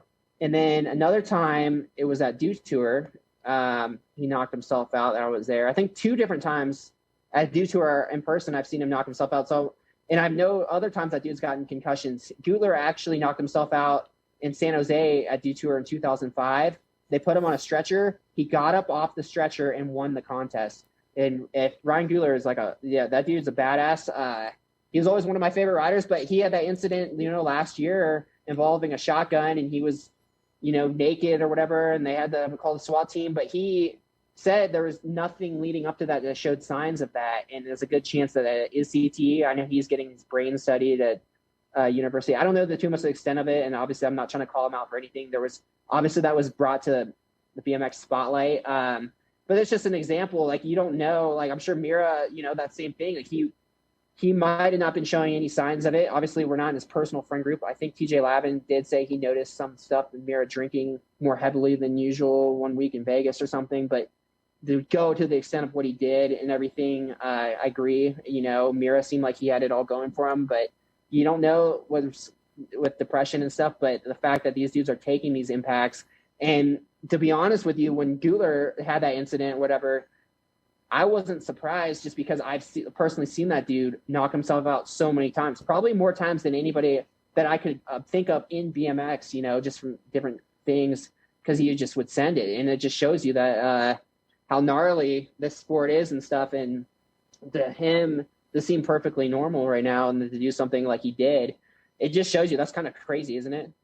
Absolutely, yeah. And the situation with Gutler, I actually asked Ryan to come on the show last summer. I did too. About a month afterwards, and what he had basically said was, at that point, he's kind of in a legal battle right now with some of his neighbors who aren't really appreciative of the situation. And something that's so sad is the fact that with CTE, we cannot figure out if a person has CTE. We can't diagnose it until we have until we have an autopsy, right? And it's super unfortunate, and I wish we could find a way around it and learn how to live with it and cope with it, because I honestly believe there's no way we'll ever be able to cure it, because the brain doesn't really grow back after a certain point. When you start to have these injuries, you kind of have to learn to live with it. And again, I'm not an expert. I don't know hardly anything about CTE other than what I just said. They don't die after you die, and people can argue that there's a lot of people that have had concussions, like boxers, and live a normal life and never have any incidents, but everybody's wired differently. I'm not trying to also give people a crutch that have done crazy things in the past that, they say, oh, they must have had CTE, obviously. But in this situation, it seems like nothing was premeditated. And for him to have that incident just shows you, and to go back, this all comes back to Dave Mira. Mira was such an inspirational person. Obviously, if you watch his Instagram, he's doing these triathlons. He had a family, 2 daughters, and in the whole situation, people kill themselves every day, obviously, and, they can seem successful. You never know what's going on. But if they did find CTE in Mira's brain, and it just shows you how crazy that whole situation is. So for somebody to say that, obviously, it's just completely out of left field. So, yeah, like you said, they're kind of being a pussy to call it out. Yeah, dude, it's just one of those things that, if Dave was here, you would never say that. You would never disrespect an icon like that. And I just can't believe that people go as far as that. And one of the things, again, with CTE is that, like you were saying, right, people get knocked out all the time. There's certain people that have no signs of it at all, and they live a normal, happy life. But I think it's just one of those things that everybody's brain is very special and very unique. It's very different.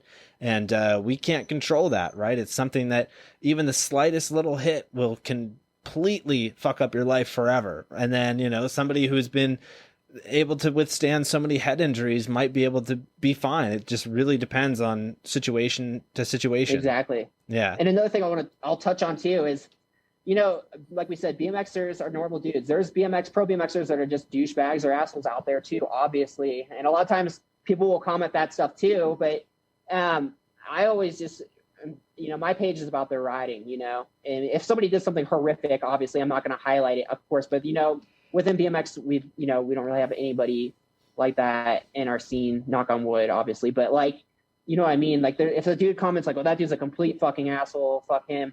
Well, I'll be like, you know what? This is about his clip and his riding. This is a BMX page. It's not necessarily about their personal history as far as them as a person. I'm not glorifying putting every pro BMXer on a pedestal. They're just normal dudes. You have your icons, obviously, people that have done a lot for the sport. And again, sometimes I will get, comments, and to each their own. You're allowed to comment that. I don't have anything against it. If you have an opinion about somebody, share it. This is a community of talking about BMX. It's social media for a reason. That's why I respond to every single comment I can, because it's social media. But yeah, I mean, at the end of the day, sometimes people will be like, oh yeah, that dude sucks. He was a dick to me when I was a kid at the skate park and stuff. It's like, all right, well, I'm not going to take the clip down over that. You know what I mean? Definitely. And I think that there's three sides to every story. My dad has exactly. always That's been another thing I was going to say. Yeah, my dad has always said that, and that's something that really resonates with me, is that every situation has, what one person thought, and then the other person, and then what actually happened. And most of the time, right, if a pro is being a dick to you, maybe they just were having a shitty day, maybe they're just an asshole, or maybe you were a snotty little fuck and you pissed him off. Yeah, asking for stickers 5 times and cutting them off or something. But yeah, again, I'm just saying, yeah, I just try to, highlight the riding. I'm not trying to put anybody on pedestal. Definitely. We're all, human beings. We're all normal dudes. But yeah, just for fun, and everybody, I'm just stoked what you're doing, man. And it's cool to get insight on this stuff, because a lot of these people have done stuff that only other people have dreamed of. You interview a lot of people that have traveled the world, doing this sport that we all love. And it's just pretty amazing to hear.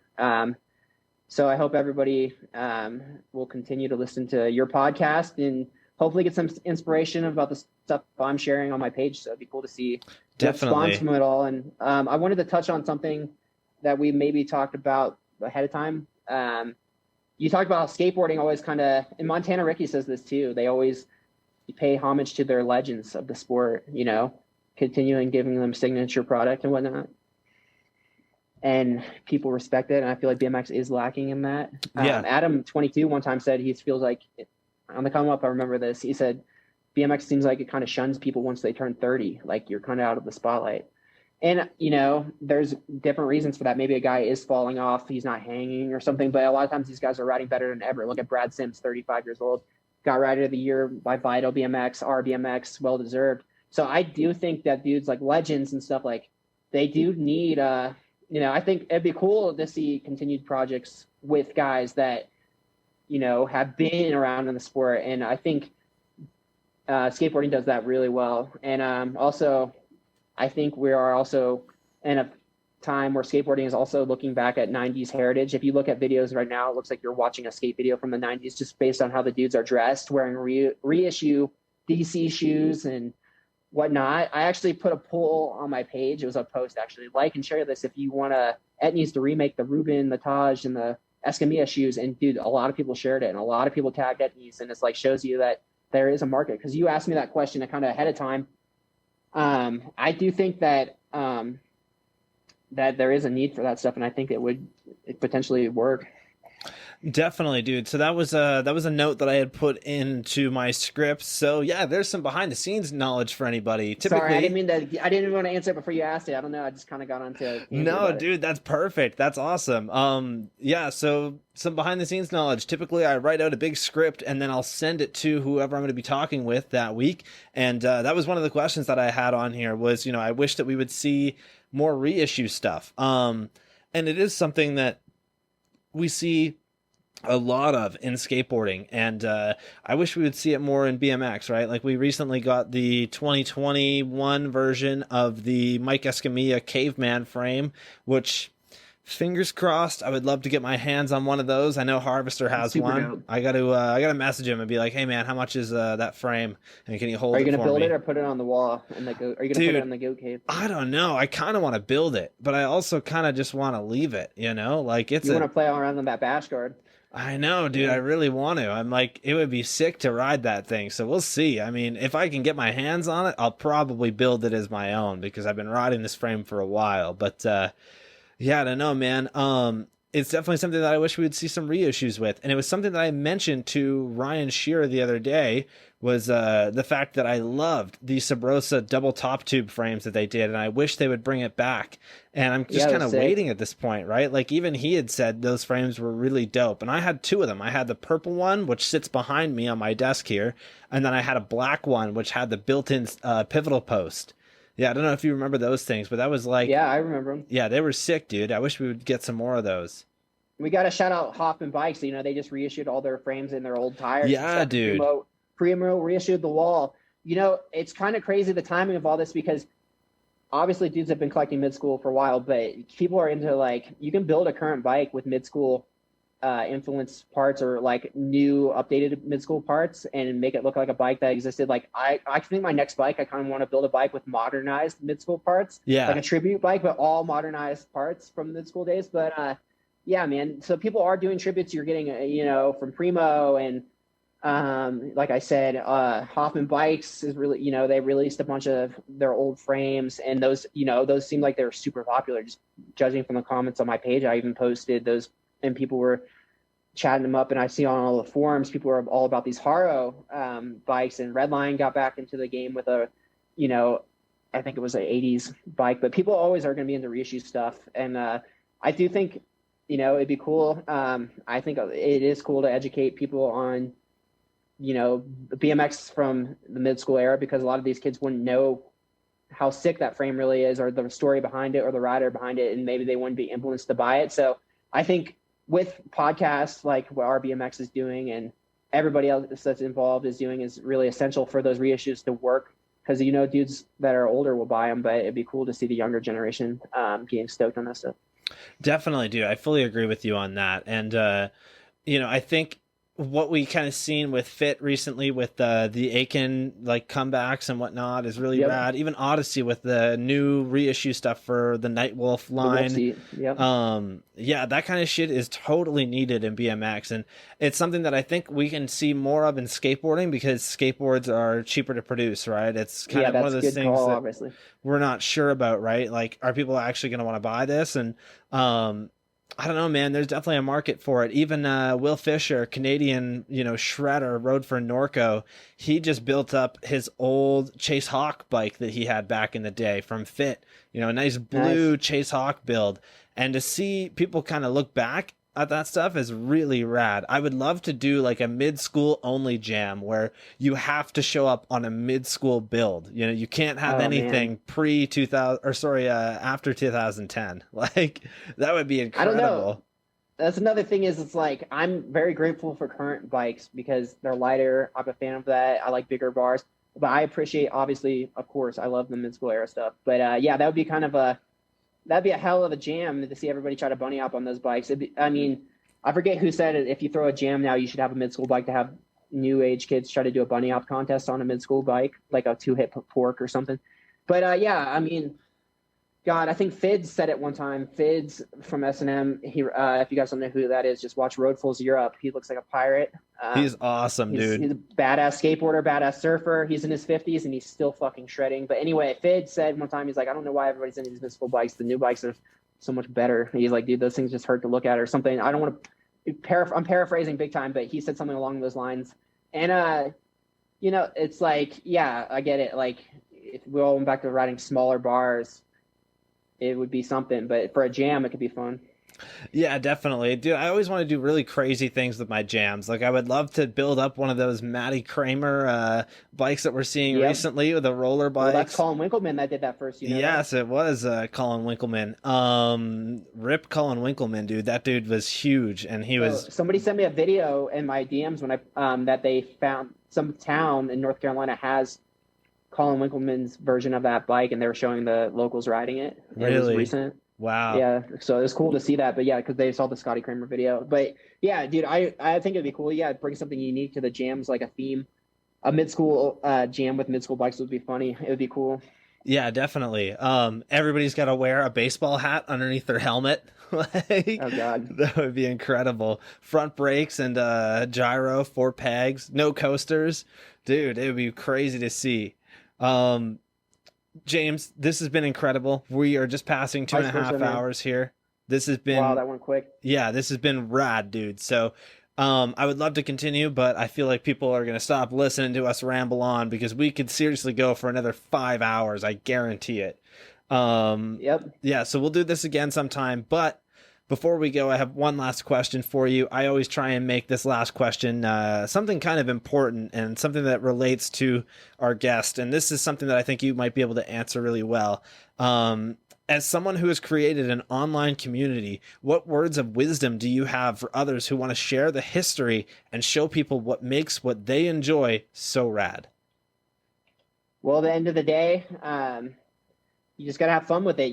We're not doing anything that it's just all about the same reason you ride. It's in a way you kind of get the same gratification out of it. So I tell anybody that do it, just have fun with it. And if you really, really want to grow, you just got to post content, and you got to post original content, and you got to respond to comments. I see so many people that don't, and it's social media for a reason, man. You want to engage with people in conversations. And I'm just a BMX dork, man. It's just like a passion of mine, just like everybody else that's probably listening to this. And just enjoy yourself, do something kind of original, find a niche that you like, and put your own twist on it to an extent. And don't be afraid to get involved and just go for it. I don't think you could have said it any better, man. Thank you so much, and I think that BMX really needs people like yourself. I feel like sometimes you might feel a little underappreciated for all the hard work that you do, but always remember that there's people out there that look forward to your posts every day and that really need that kind of thing, and you guys are so rad at what you do. And honestly, shout out to you, man. You guys are like, you do such an exceptional job at what you're doing for the scene, Yep. And I hope we are able to ride when this whole maybe COVID thing settles down. I mean, I personally don't know if we're even allowed in Canada right now. If I'm in the US, but yeah, hopefully we're able to link up. I'd love to go to one of your jams, man. That'd be really cool. Definitely, dude. Anytime, if you ever feel like you want to make the trip up to Canada, hit me up, dude. I got plenty of space on the floor in here. Air mattress, you're set, dude. It would be rad to have you come visit. Yeah, if you ever want to come to California, hit me up for sure, man. Of course. I live in a cool area too. Dude, I've got so many people that I need to go meet up with in California. So it's not a matter of if, it's a matter of when. It'll happen for sure. I'm hoping in the next year or so. So we'll see. Hell yeah, dude. Anyways, if you guys have, I guess first of all, is there anything you want to shout out at the end here? Anything that you want to promote? Anything that you have got going on for us?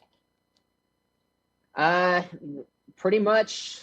I want to thank you for letting me do this podcast, man. I've been stoked since I started listening to your podcast, and I want to thank everybody that obviously follows the page. It's just an Instagram account, I know, but it's just it's just all the people I've met and everything through it. It's been fun.